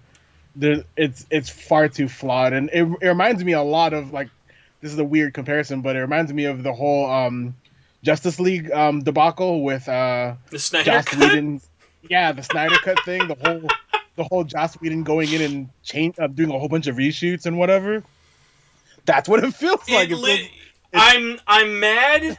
I'm mad that you're so right. Because you're right. Royal is literally like the opposite of the Schneider Cut, the Dan Schneider Cut. It's literally the opposite of, like, we're going to give this guy who's not the director more money and more time that is not asked for to make this longer. Yeah, exactly. I don't know why that's on my mind right now. Of course, because you went online and you've seen Jared Leto in Jesus makeup / Joker makeup went, what the hell is this movie gonna be? I'll say, man, whatever the hell that movie does end up being, I will be there for all 4 hours of it. I don't know if I'm gonna love it or hate it, but it's been such a meme for so long. Like, I have to at least watch it just to see whatever the hell it is. Yeah, I'm actually. I just have that, like, crazy curiosity of seeing, how different it's gonna be. Like, what will it really be like, you know? I don't know why the Snyder Cut reminded me of this, or it might just be like a fandom thing. One of the things I noticed you talking about recently that I kind of want to, like, pick your brain for, because I'm always really, like, not taken aback in a bad way, but I'm always intrigued when I hear my friends be like, oh my god, so much community drama, or like, oh god, did you see what's happening on Twitter today?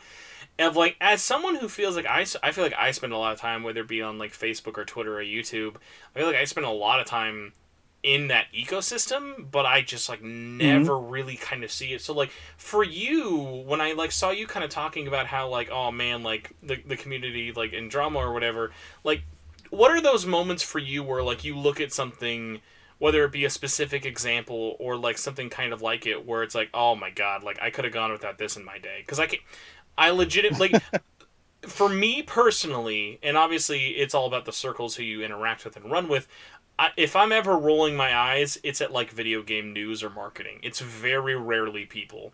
And if it is people, it's never anyone, like, I interact with or I follow or is a part of my life. Yeah.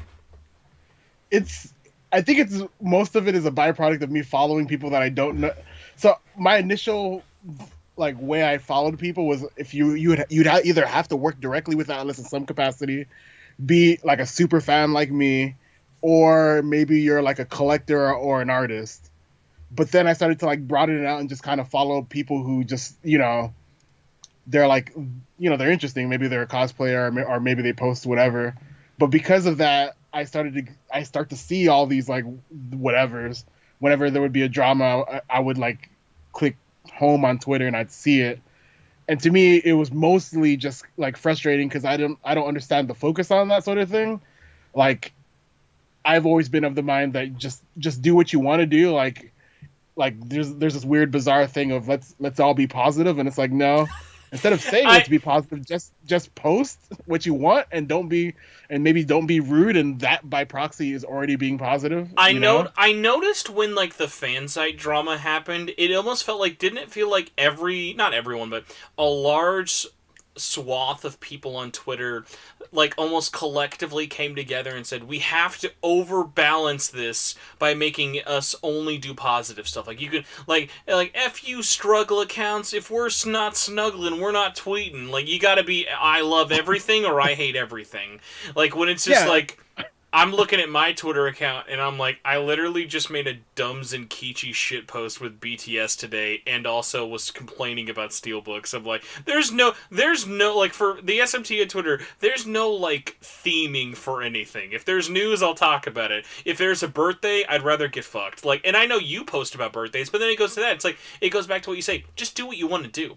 Like, I'm not a person who tweets about anniversaries. If you like that, there's definitely a subject of people out there for it. But like, if you are like, imagine if your Twitter life was this. If it's not an anniversary, you don't tweet. If it's not a birthday for a character, you don't tweet. It's pretty limiting, and I think that's kind of frustrating because at the end of the day, if you're like, I don't think that it's a good idea to try to like fill a niche that you don't even like, you're not even invested in. You know what I mean?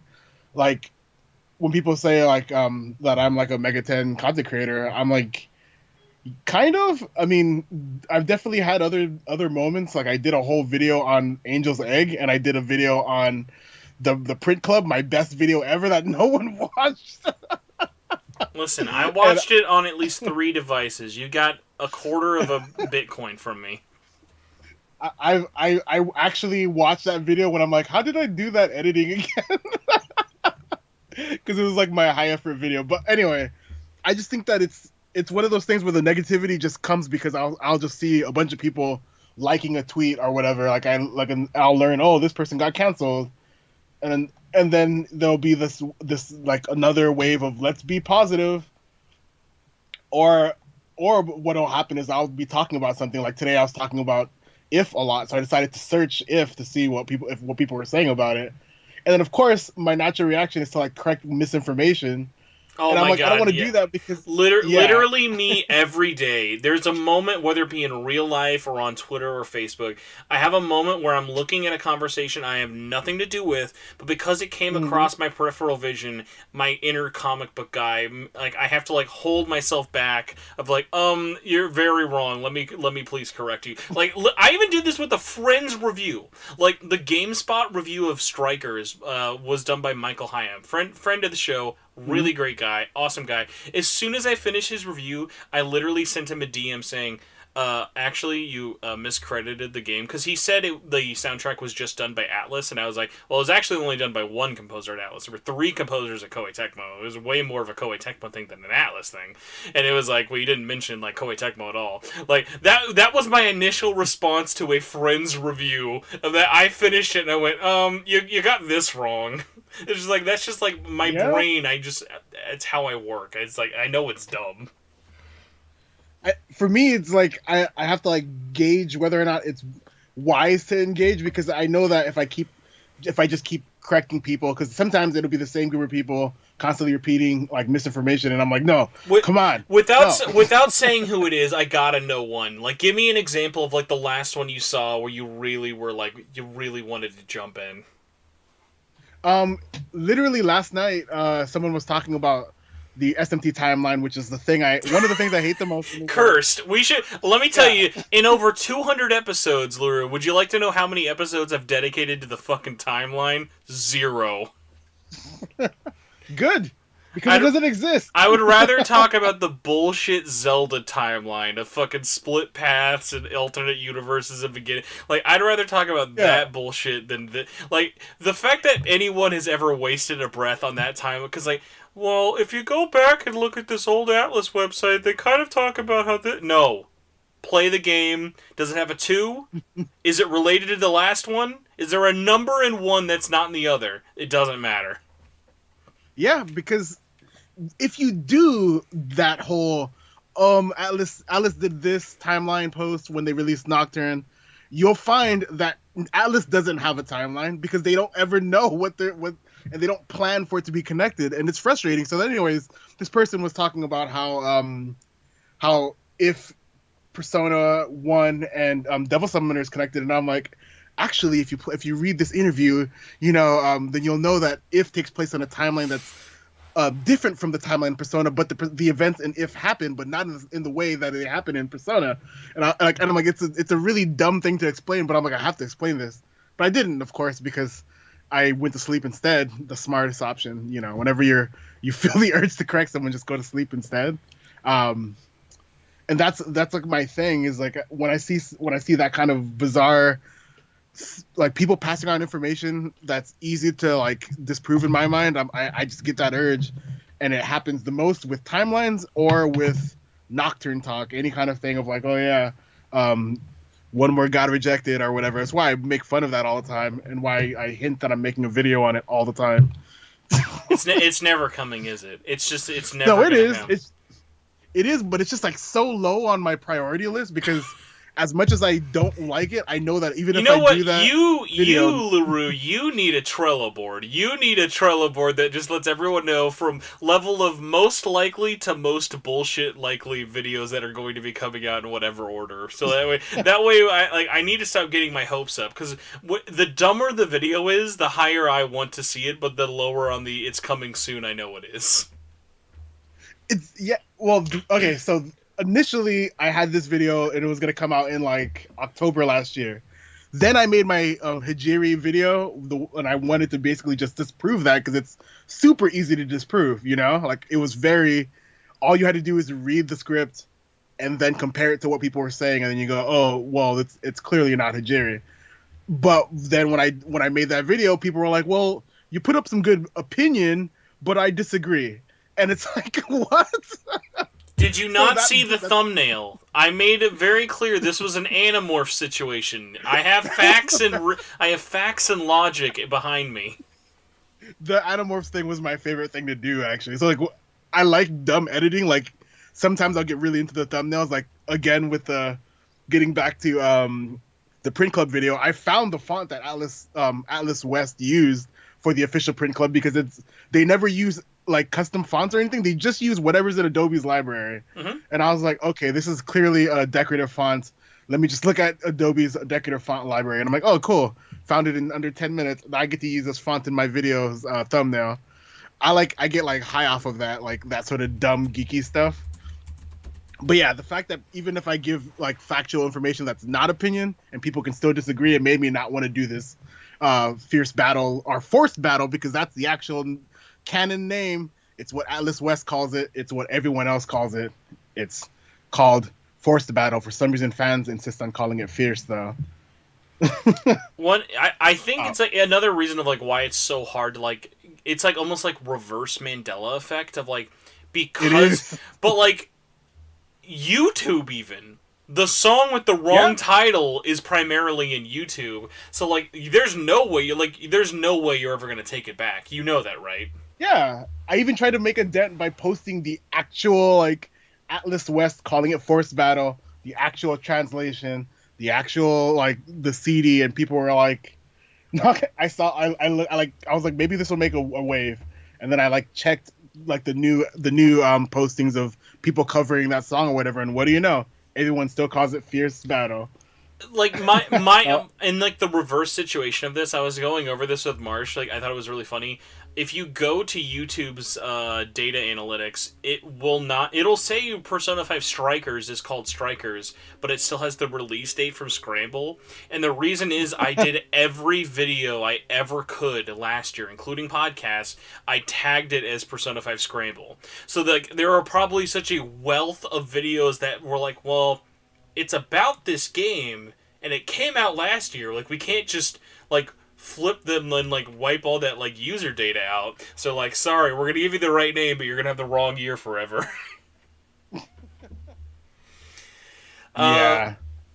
Before we take questions, I wanna like kind of pick your brain, talk a little bit about your channel in the sense of like, I know for you, you're not like as much of like you're not gonna really like be hung up on a topic as much as like for me, I've basically just been like the Strikers channel for like the last 2 months, but that's because like I wanted to talk about different aspects. I wanted to talk about whether it be behind the scenes stuff, things going on with like retail bonuses, just talking about the game. But like once that's done, I'm very excited for like the possibilities of stuff to talk about, whether it be old stuff, whether it be Nocturne, whether it just be talking about Quantum Devil Saga. Like it just goes back to whatever. When there's not a release date anywhere near in sight, it like opens things up a lot more. But like for you, I know you always have your giant board of like stuff you want to do and whatnot for other videos, but have you like kind of thought ahead of like, oh, I'd like to do this, like sort of similar to what you were talking about with your P5 marathon session, but like do you have like kind of any realistic things of like 2021, like, oh, I really want to do this, but it has like nothing really to do with like obvious stuff? Like obviously you're going to talk about SMT5, obviously you're going to talk about Nocturne, but like a big one for me, like this summer for me, it's the summer of Caligula. Caligula 2 just got announced. I'm going to replay 1 on Vita. I'm going to finally play through Overdose on PS4. I'm going to get excited for 2. I'm going to watch the anime. I'm going to explain to people that it's not a great series, but it definitely should be more popular than it is already. Like, and I'm excited for that. Of like, there's no one pressuring me to cover this very niche series, but like that's something like I'm personally excited about. So like for you, do you have anything kind of like that? Yeah, I mean, the way I have to be. I'm like someone who enjoys planning a lot, so I know have, like, your pin tweet is always a calendar. I'm very aware. But I have a Discord server that's just my like me planning videos or whatever, and like I'm looking at. Oh right yeah, now. You're right. I forgot that. Yeah, I was thinking you meant your Discord server. No, if anyone out there is curious, he does not mean the Hello Fellow MegaTenist panel. He has his own. Like it's just you in that server, right? It's just you to organize stuff. It's just so what I'll do is I have the one channel that's just ideas, the one channel that's things that I want to look into more, and then I make a new channel each time I have like I'm starting to research a topic, or it's something that I know I'm going to look up a lot. So for instance, I have one that's just Hashino interviews. So whenever I need to like look up or talk about him, I have all of the interviews all documented in one spot. And then on top of that, I try to plan out like what 4 or 5 videos I'm doing in any given month.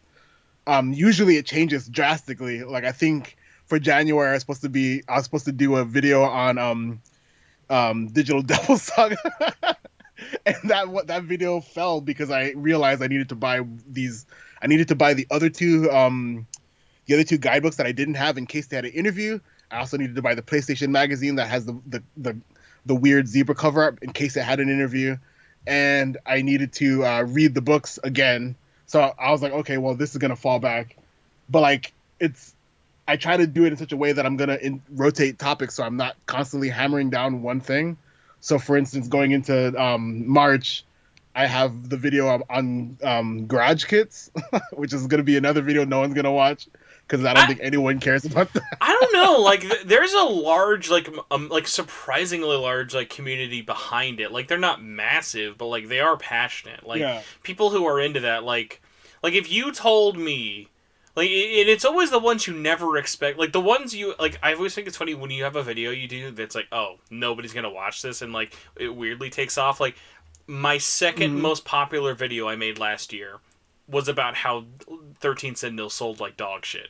A video I joked about that was going to sell a video that I joked about having like 13 views. It like is now something like almost like 15K or whatever.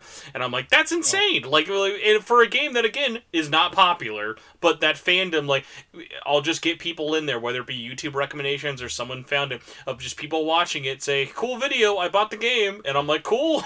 Still sold bad, but I'm glad you bought it. Yeah, I mean, for me, I have like a good read. I think I knew that the Striker video wasn't going to do well, for instance, because like the people who generally watch me, they don't care about Strikers at all, and it kind of reflected in the views. But like, there's people that care about merch and they care about like weird Megaten things. As long as it's Megaten related, it'll do okay. And like for next month, I'm like doing the Garage Kits video, because I realized that the person who made the high-end jewelry line, he started off making fan merch, and then he got hired because he was like friends with Mafia, and I'm like, that's really interesting. So I was like, okay, let me just talk about that, and then I'm doing a video on the different logos for Megaten, one on the art for Devil Survivor, because I think that people like to make fun of Yasuda, but he's actually really good. Oh my! I don't hate him. Who makes fun of his? I love his art. I buy games based off of his art. I buy games just because they are there. I mean, I know the meme about his boobs and stuff, but like, I genuinely love his art. That's basically what I mean. People just, whenever you bring up Yasuda, it's just for the punchline, and I'm like, I want to talk about it because I actually like it, and I think it's interesting. Like, even outside of that, like, I mean, who would have thought that one of the last bits of Kaneko art would be from Devil Survivor 1, you know? Yeah, and I mean, even if you're not, like, even just take Megaten and games out of it, like, they have such an interesting history with just, like, Durarara alone. Like, their work as, like, as an artist, and like, whether it be light novels or mangaka, is, like, it's great. Like, they've got, like, such a long story, and they're still going. Yeah. So the one I have to ask, just because you mentioned it, because you're talking about Megaten logos, are you just talking about like OG Japan ones, or are you also going to get into English? I want to go over like, yeah, Japan and English. One of the things I wanted to do to kind of make it fun for me is I wanted to be like, this is the font they use. this is like how to recreate it or whatever. Boy, you want to talk about what's going to do great views. Let me tell you, talking about fonts, now that gets them going, dude. That's what I'm saying. So, like, I don't know if we've talked about this. Have I ever told you how, at a fundamental level, it broke me, and not in a good way, in a bad way, when Atlas for SMT4 Apocalypse decided, you know that font we've been using for like a decade? Let's just make it the Final Fantasy font and never admit to it. And it's always bugged me. And I remember I even asked John Harden at the time, I was like, you know this is just the Final Fantasy font, right? They're like, no, that's our font we've always used. And I'm like, it's literally the Final Fantasy font. Yeah. I just find it very interesting. And one of the things that my videos have been doing lately is when I write them, like, I don't think any video that I've released this year is the actual length of the video that it was intended to be. It's almost always I cut half the video out of the video. Oh my god! Yeah, like every time. And then, like, it's its own process of, like, when I'm recording myself, then I'll go off script and then think of something that I may have forgotten. And then it's like, by the time, like, a 10-minute video comes out on my channel, I edited out 40 minutes. And it was painstaking. See, but I didn't used to be that way. Like, I think sometime in December, I just had like a mental breakdown somehow, and all of a sudden my video happened. Yeah, I was just like, I guess I kind of freaked out and was like, how much of this is people actually care about? Because it's at some points I would literally go into such specifics that it's like, did you really need to know that it came out September like 1974 or whatever, or can I just say it came out a long time ago? And it was like that sort of like indecision that led to me cutting out a lot of stuff, and I feel like it usually works, but sometimes it kind of feels weird. Like my I did a video on the Fool's Journey, and I left in a lot of the jokes, but I didn't realize most of the jokes was me making fun of Persona 5. So the people just thought I hate Persona 5, and I'm like, no, I don't really hate it. It's just that it's funny to make fun of some characters. Also, again, nothing is better when you love a series that you can equally jerk it off as much as you can punch it in the dick. Like, if you truly love a franchise, you should be able to roast it as much as you can praise it, you know? Yeah, and I think people misunderstand, because, like, for instance, I will dunk on SMT4 and then also say it's got amazing art in the same breath. And people were like, well, you hate Persona 4. I'm like, no, it's I love it. That's why I have to punch it in the gut. That's why I have to make fun of it. That's that fun balance, though, when you're working on a video of, like, I love hearing a video where, like, you can really kind of, like, get into, like, the nitty gritty of it. Like, you shouldn't just, and I know I feel like every week I complain about this. Why I also hate the blank as a masterpiece or blank as a disaster videos and stuff of, like, you gotta give both. You cannot, like, as soon as, like, you start the conversation as this is the best thing of all time, that's where they're like, oh man, Persona fans are the worst. They think 5 is the best thing ever. No. The community has been told it's the best thing ever. That's why they think it is. No one's playing Persona 5 and thinking it's the best thing ever without, like, any actual justifications in their head. It's just, they were given a product, said, this is great, you think this is great, now play it. And there's very little kind of, like, it's like herd mentality almost. And it's not like, it's not danger. It's just one of those things of very few people, when going into Persona 5, think, I don't know, man. I was told this might be, like, an okay game. Like, there's never those people just going in there with, like, a blank slate. It's impossible almost to be a Megaten fan nowadays without preconceived notions, either positively or negatively. The only case I can think of is maybe if you gave someone fucking Jack Bros and they're like, here you go, what do you think? They're like, that's pretty good. You're like, yes, it is. See, but I feel like that another, like, wrinkle in that fold is the memes, because people will say, oh yeah, what's a meme, like SMT if, for instance, I have that on the brain, people are like, oh yeah, it's really good, like, you just got to give it a chance. And I'm like, I think it's really just okay, but I liked it.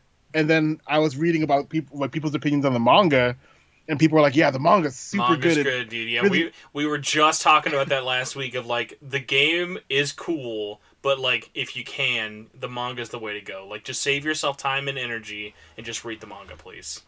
I used to agree, but I don't anymore, because I reread both Con and the SMT If manga, and I'm like, Con is great, but the If manga is like... Well, listen, you got that novelization now. Now you can get a third comparison. Let's get going. Let's find out what's going on. I was halfway done with my script, and I was super excited, and I was like, oh my god, there's a novel? Cool, now this video is not coming out until All July. Right, everybody, 2021. Who's ready to hear about this? And I'm going to be wearing my SMT If cosplay now, so it's like... that's going to be a whole thing. Hopefully I can be outside and record some footage. The only thing that would make that better is if you just do it, like, in character. You are just a classmate of SMTF, and you just do it in character as, like, a reporter. I'm getting my hair to the length where I can actually cosplay as the male protagonist. Your hair is disturbingly long. Every video I see you in with your face, I'm like, oh, I know, like, even my hair now is disgustingly long. But, like, when I knew you.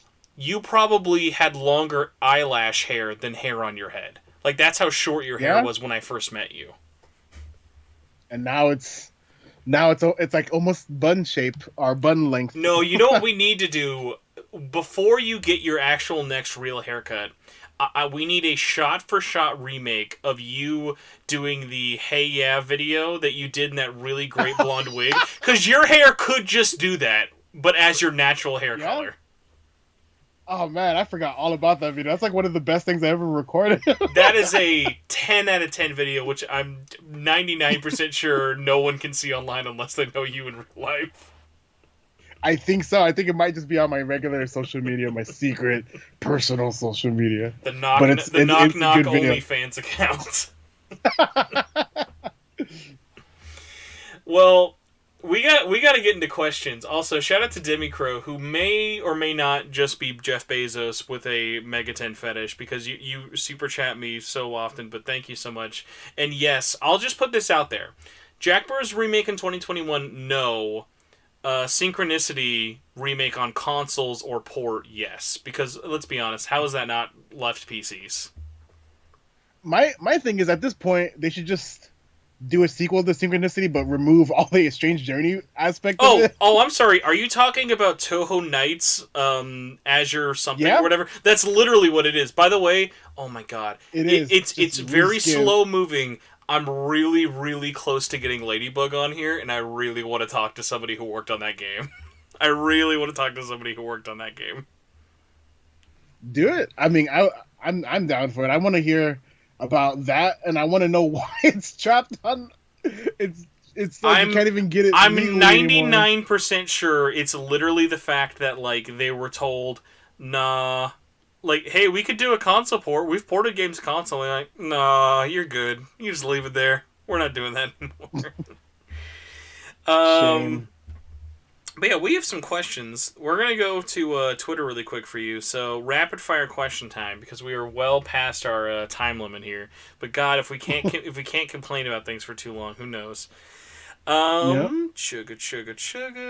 Here we go. First question comes from Persona 4 Ever. Says, sorry that this would be usually long, and with that said, Persona 4 and 5 had the privilege of having special spin-offs of kind of to being their sequels. I'm guessing this person means with like either arena, dancing, and now with strikers. Mm-hmm. With that being said, there we go. With that being said, for you, which do you prefer in terms of gameplay and storytelling? Something like Arena in Ultimax, or with Strikers in Scramble? Well, I mean, personally, I like the experimentation. So all of those mentioned have strong gameplay, and I like that they cater to different fans. Because I like rhythm games a lot, I'm more partial to Persona 4 Dancing than the other ones. But they're all hyper competent games, and I think part of it is because you have Arc Systems who are great at making fighters, and Koei Tecmo who are great at making Tokuden. I have to specify it's not a Musou. It's very much not. When I made a meme last week, I was like, I'm literally getting sick of people calling Strikers a Dynasty Warriors clone. People were just like, are you stupid? Have you never played these before? Like, do you not understand how this works? And I'm like, I didn't even have the heart to correct anyone. I was like, listen, I only had energy to make a 90 Day Fiancé meme today. That's all I could do. I'm a weak man. Yeah. But yeah, I feel like they're all strong. I want them to keep experimenting. I don't know if that means that Persona 6 has to have a soccer game sequel, but I'm down for whatever as long as they keep making them high quality. That's all they got to do. So what you're saying is Dingo sucks. Dingo is a fucking loser developer. There's a reason they didn't make dancing. They're losers. They're phonies. They should stick to their arcade games, and there's a reason Atlas kicked them to the curb like a bunch of losers. I would love to know, I would love to be there when they broke up with Dingo, because I want to know, what exactly went on, because that is... Apparently it was legitimately heartbreaking. And again, another thing, I talked about kind of recently, but reminder, because people don't know this, that game was done. Dingo was done with that game when it got canceled. It's just they just saw it without a story, and they were like, nah, it's not good. Why didn't you tell us this before we went? You paid the people who make Hatsune Miku games to make a rhythm game with Persona. And then when they gave you literally that, they were like, where's the story? What do you mean, where's the story? Look at our games! I feel like that kind of plays into why they were breathing down, Koei Tecmo's neck, because the way that Koei Tecmo describes it, it sounds almost like they were a little too much invested into paying attention, because 2 years to work on a story is a bit much. Oh, look at every Koei Tecmo development timeline. Nothing goes into 3 years. This went into 3+ years. And I mean, it shows. It's got a ton of great qualities for it, but and that's with concessions. That's with things cut. That's with things changing around. So it's like it's so crazy to me to think of like this had a longer development timeline than Dynasty Warriors 9, which is a massive open world Chinese epic. That's why I want to live in the timeline where Koei Tecmo didn't get Atlas beating down their neck, because they were talking about having the Phantom Thieves teleported to feudal Japan, and I'm like, that sounds way more fun. I want to play that game. I want that as well, but also at the same point, like, that's what they've done for so many other, like, kind of licensings for it. So I at least appreciate the gameplay-wise different, but, like, kind of going into what you talked about in your video of, like, I could still totally see, like, literally TGS this year, they just announced SMT All-Stars. It's like a Muso. I could see that. Like, super easy. Yeah, I mean, we'll see. I'm kind of expecting it. I really think that the sales for Strikers kind of is encouragement enough, because as soon as they see one thing succeed, they're like, okay, let's keep doing it. Otherwise, we wouldn't be getting all these Steam ports. Oh, thank you for the amazing segue. Impulse on Twitter says, what Atlas series do you hope and think, these are very different things, is coming to PC next? Hope or think? Persona, more Persona for Steam is what I think. What I hope is Nocturne HD. Oh, no, dude, that's a slam dunk. The PC port's done. Like, it's coming. Like how is it not? Especially in a post-Striker. Like, literally, Strikers is the number 2 best-selling game on Steam on its first day under Valheim, which, like, it might as well be number 1, because Valheim's just in, like, a league of its own right now. So it's like, yeah. It's basically the best-selling game on Steam. Yeah, which, like, to be honest, it makes the most sense, but I just don't trust Atlas anymore to do things that are smart. That's true.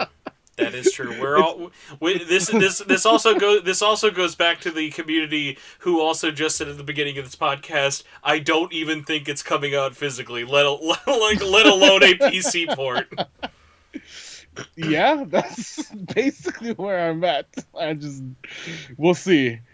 The fact that you brought it up is like, now it's gonna just be in my head throughout the rest of this year.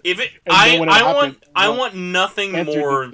I want nothing more than to be wrong. I want to be wrong about my Nocturne fears so much, but like, I remember, and I won't like name names for it, but like, I was literally talking to someone when I got my Nocturne steelbook, which I know you're not like, I want to collect all the steelbooks sort of thing, but man, that is a really, really nice steelbook. Like, it's the only thing that makes the gold, like the piss gray poupon yellow cover that I really fucking hate for Nocturne. It looks really, really nice in glossy steelbook form.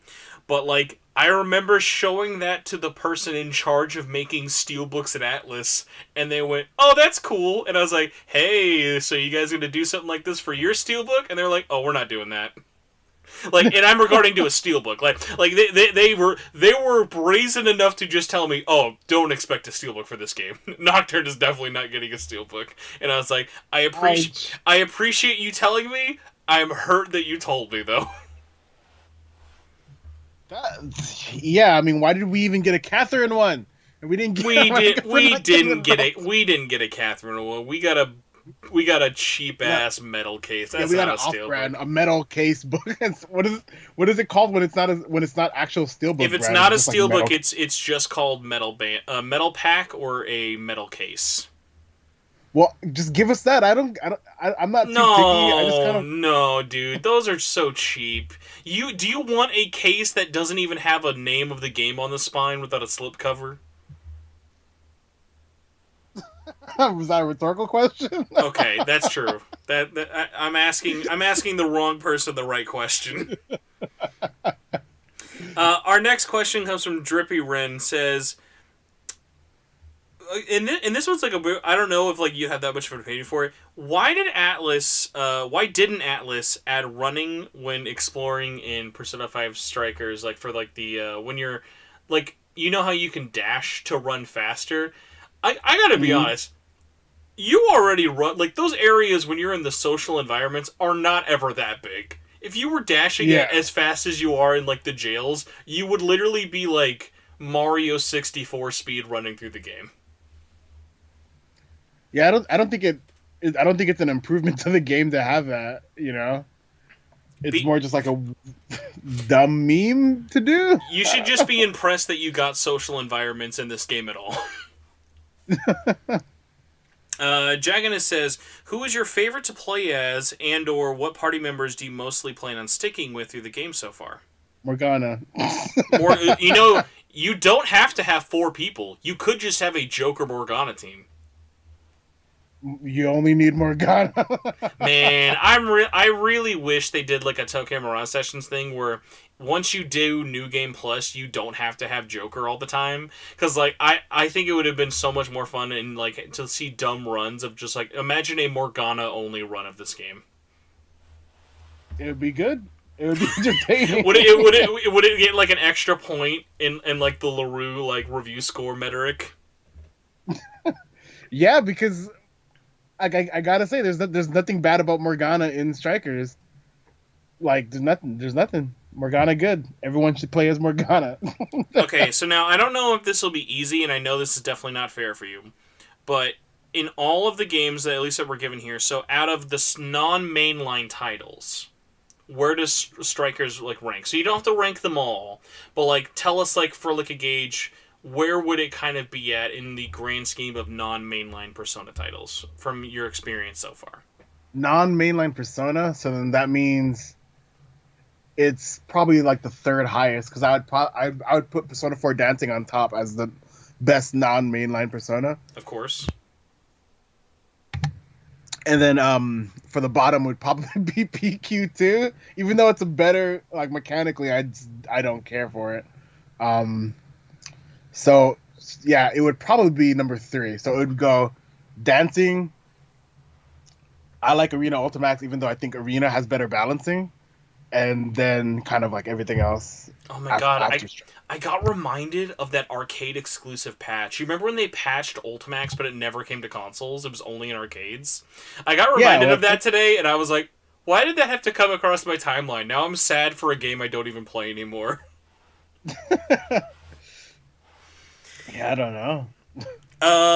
Real quick for mine, I was very similar to yours. Dancing was always my number 1 for so many reasons, but by the time I rolled credits on the Japanese version, I was like, it just, like, categorically did everything I wanted and things I didn't even know I wanted in the experience of it. Like, it always kept surprising me for the, like, 40-hour runtime of its story. So, like, unless the English version has something that's just going to crucify that opinion, it's easily at the top. And it just goes to the thing of, like, there's a reason I've been, like, I like to think of myself as the most vocal advocate in the community about this game, even pre-English announcement. And even looking at, like, the Japanese, and not even just Japanese, the Asian sale figures. Like, Larrue, you are aware, Strikers/Scrabbled is the best-selling non-mainline game of all time, and is, like, the 3rd best-selling in the entire series. Yeah, makes sense. But in terms of, like, comparing it to, like, the mainline Persona, I wouldn't rank it that high. I do find it. I mean, I'm only like a couple hours in, so it's and that's why I say it's not fair because, like, man, you're really playing like a different game from first level to last level. It really, really likes it. It widens it. It's like it. That's why it's like, but it's also like the game literally also came out, so like your position in the game is not that far from where I've been. Like even like with my English experience. Yeah, which is why I don't really want to even like kind of calculate that because I know that my opinion is going to change the more I play. But since it's so far away from me ever playing it to completion, it's like an unfair question. Anyways, come back to me 2022 and I can tell you. The day you finally start doing video reviews, I'm very much looking forward to the Larrue Striker Scrambled Eggs experience. No, I will stick to reviewing things that no one cares about, like the mangas. Thank you very much. And even then, I have to add in like a lot of history and stuff because that's what I want to talk about is the history too. A bit of a quicker one. How do you feel Strikers does as a sequel? We kind of got into this in terms of the characterization, but from what you've done, how do you feel in terms of it being a sequel so far? Of like, does it do what you like? Like, obviously, we've never really gotten a sequel like this before. So, like, is it Hmm. kind of ticking the boxes you want it to? Is it doing things maybe too risky for a sequel? Like, where do you feel it as looking at it as P52? I think it does the one thing sequels should do, which is not feel tacked on. Yes. And that, Yes, yes, yeah, yes. literally that alone is a success, and that's all it needs to do for me, is not feel like it's this random addition that's there for its sake, just for convenience sake. It feels like it's going somewhere. And again, 2 hours in. So Another one, like, I'm not sure how you'd really feel about it. The super quick answer for me, Matt the Web says, "What are you expecting in terms of DLC?" I'm expecting nothing. After a year of silence in Japan, and hmm literally the West had to pay Koei Tecmo to make a shittier DLC pack that Japan didn't even get. I think the game is complete, and maybe they'll update it if they need to patch it, but like they're not going to put any new content until a new game is made.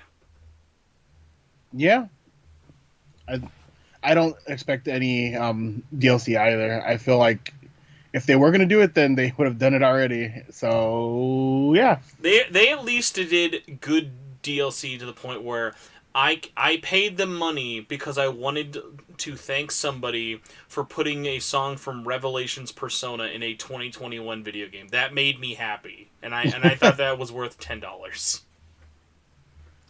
see, I didn't even do that. Well, I spent the money. you Yeah, bought it by proxy, so you're not really allowed to. yeah, You're not allowed to really talk about how your money went to it in the long run. You got that dumb all out attack pack. yeah. But I'm not usually someone who buys DLC in general. I think I bought DLC for Strange Journey Redux and SMT4 Apocalypse with the intention of doing a video about it. But that's it.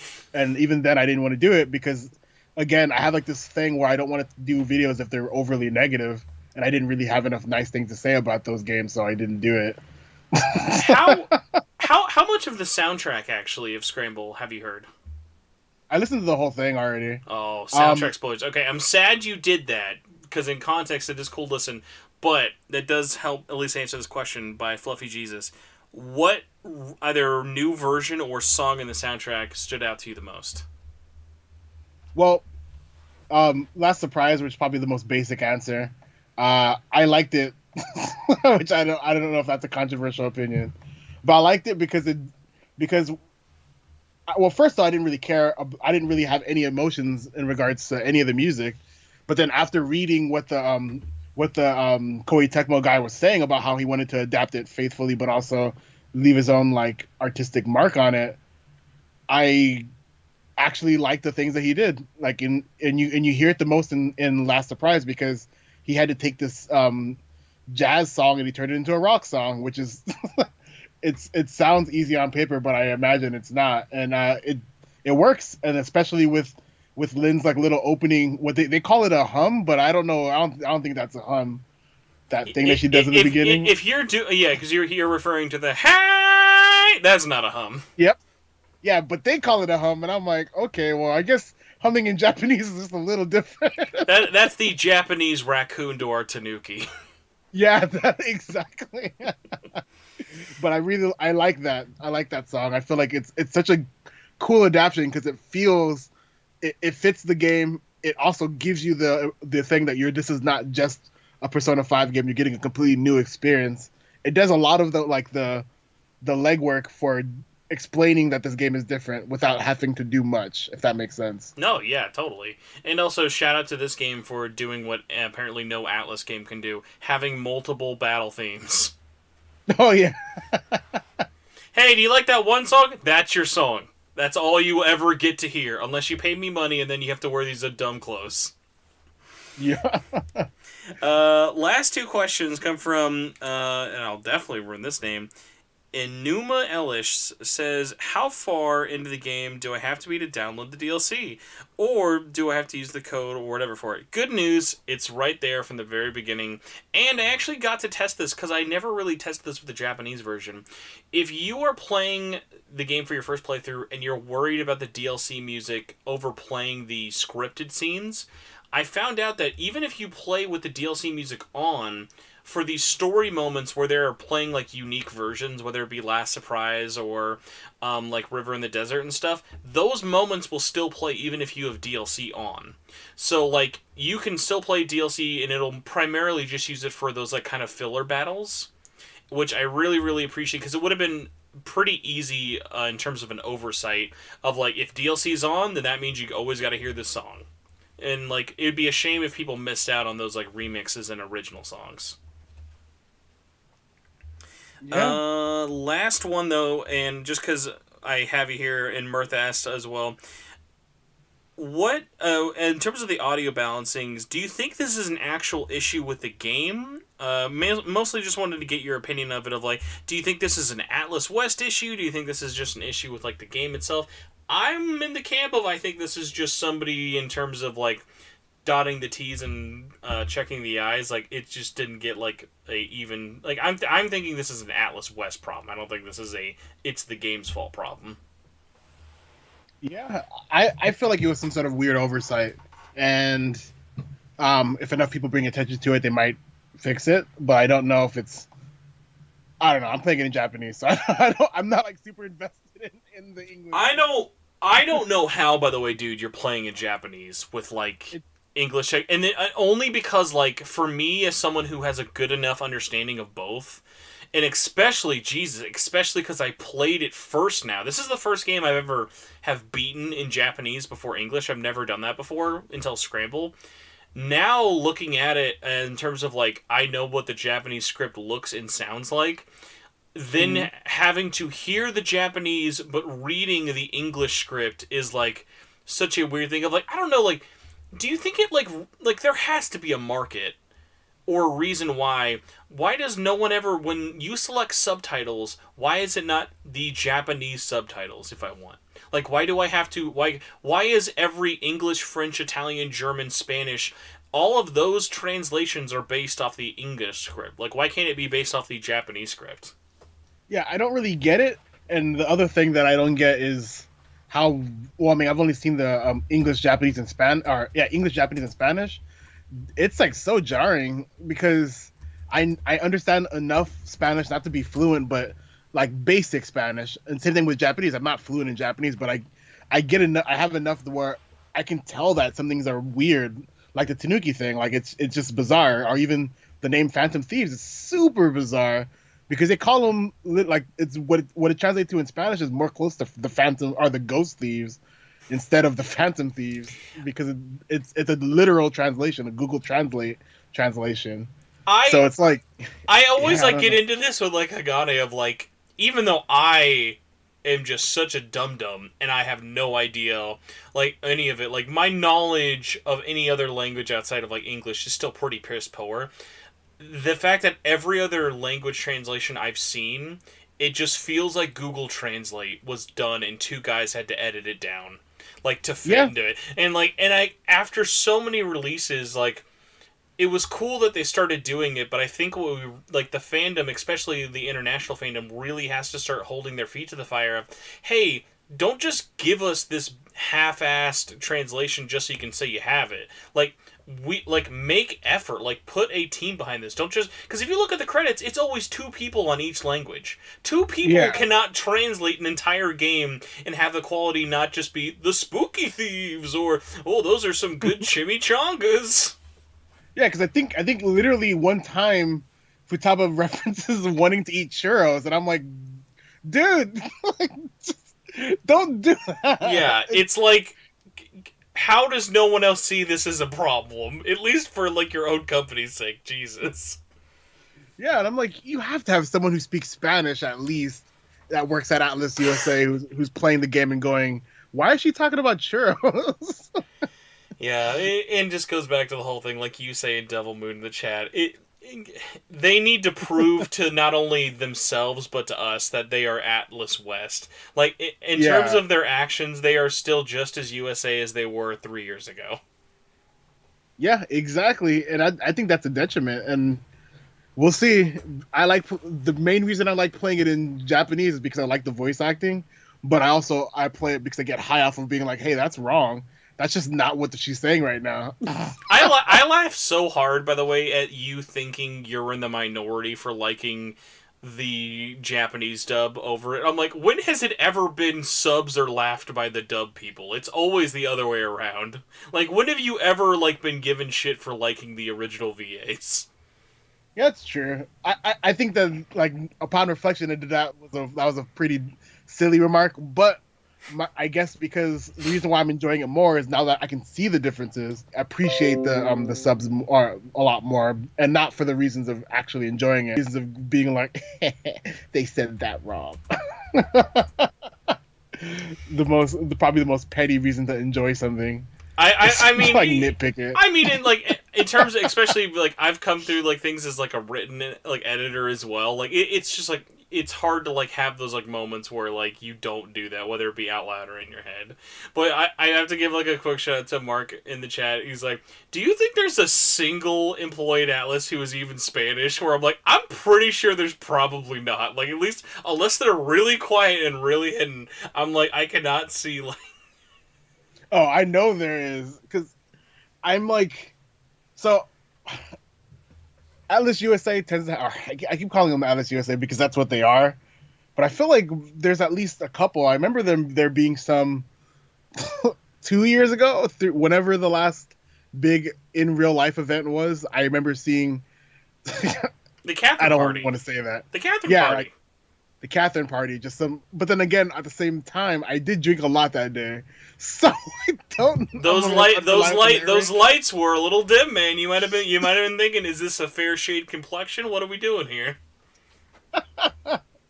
Oh, that was probably. I hope they keep doing stuff like that, because that was by far the best Atlas thing I've ever been to. But maybe it's because I like free alcohol. But yeah, bad news. They will, but it'll only be for the voice actors and media people. That's the sad truth. Oh. On that bummer of a note, boy, we gotta end this episode. It's already 12:30. I gotta get back to sleep and also playing this game, and you gotta get back to not working on those videos that are gonna come out next year. Larrue, where can people find you in your secret Discord server that is actually just Microsoft Excel as a person? Let's see. Not Instagram. Wow. Okay. Here's my secret account. If you want to see that amazing video, I do have no.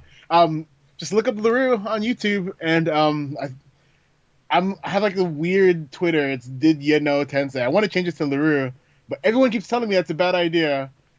Plus, there's a French guy who actually has that handle, so I can't. But it's a relic from a bygone era when I used to just straight up copy Did You Know Gaming.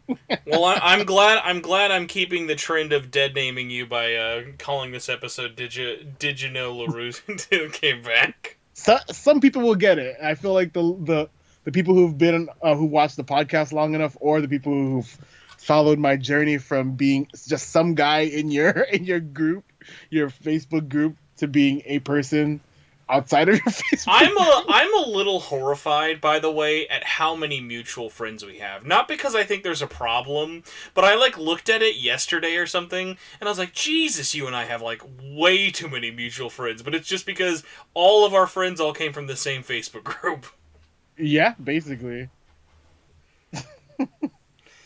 But yeah, just look me up there, and you'll be bored because I only talk about Megaten. Not true. If someone made it through 2 hours of this and thought, I got room for more, they're gonna love you. And when's the next episode of the HFM podcast? We've been delayed because one of the hosts has been having computer trouble, so we might not even do a February one, meaning we'll probably... Well, everybody, you've just been listening to the February episode of the Hello Fellow MegaTenist. I've always joked about because of how often I do it. I'm like, hey man, if you ever just need if you want a freebie, just come on. We'll call it a crossover. No one needs to know the difference. Yeah, I mean, yeah. This is the unofficial Hello Fellow MegaTennis podcast uh, episode for February, technically. I won't tell Spider if you want. It's okay. Yeah. Well, besides that, if you are done listening to this very long episode of Hello Fellow MegaTenist, you can find SMT Network. Let's see. You can find us on Patreon. You can go to patreon.com/SMTN. That's patreon.com/SMTN. Thank you to the 4 patrons on there. That is Mirth. That is Steven. That is Patrick, RIP Fries Electronics. That is Fluffy Jesus as well. Don't know why I took that long on there. Robert Dogman. Besides that, you can subscribe to the YouTube channel. All that stuff really, really helps a lot. You can find it just by searching Spencer Presley or by Shin Megami Tensei Network. But if you're looking and you see a weekly show posting episodes that are way too long, there you go. Congratulations, you found us. If you like listening in audio form, you can find us on Spotify, Google Podcasts, iTunes. Just search on stuff like that. Helps out a whole bunch. Besides that, you can follow me on Twitter. I'm at SMT Network, or you can also follow me on at Torchwood4SP. Besides that, there's the Facebook group, facebook.com/groups/SMT Network. Boy, I'm just running this train into the wall repeatedly now at this point. But yeah, there's places. Links are in the show notes of wherever you're listening to this. If you can hear this, you can see stuff there. You can join the Discord that way. Either way, thank you everyone for listening to this live or recorded or who gave us questions. Most importantly, Larrue, thank you so much for coming on and talking to everybody for so long. Yeah, no problem. Alright, everybody, we're going to say bye. I'm pretty sure YouTube has either crashed or whatever, but thank God I've kept this recording on my end, so at least this will be listenable in the archived version, so everyone can hear us crystal clear there. Goodbye, everybody. Nice. Then let's end the stream.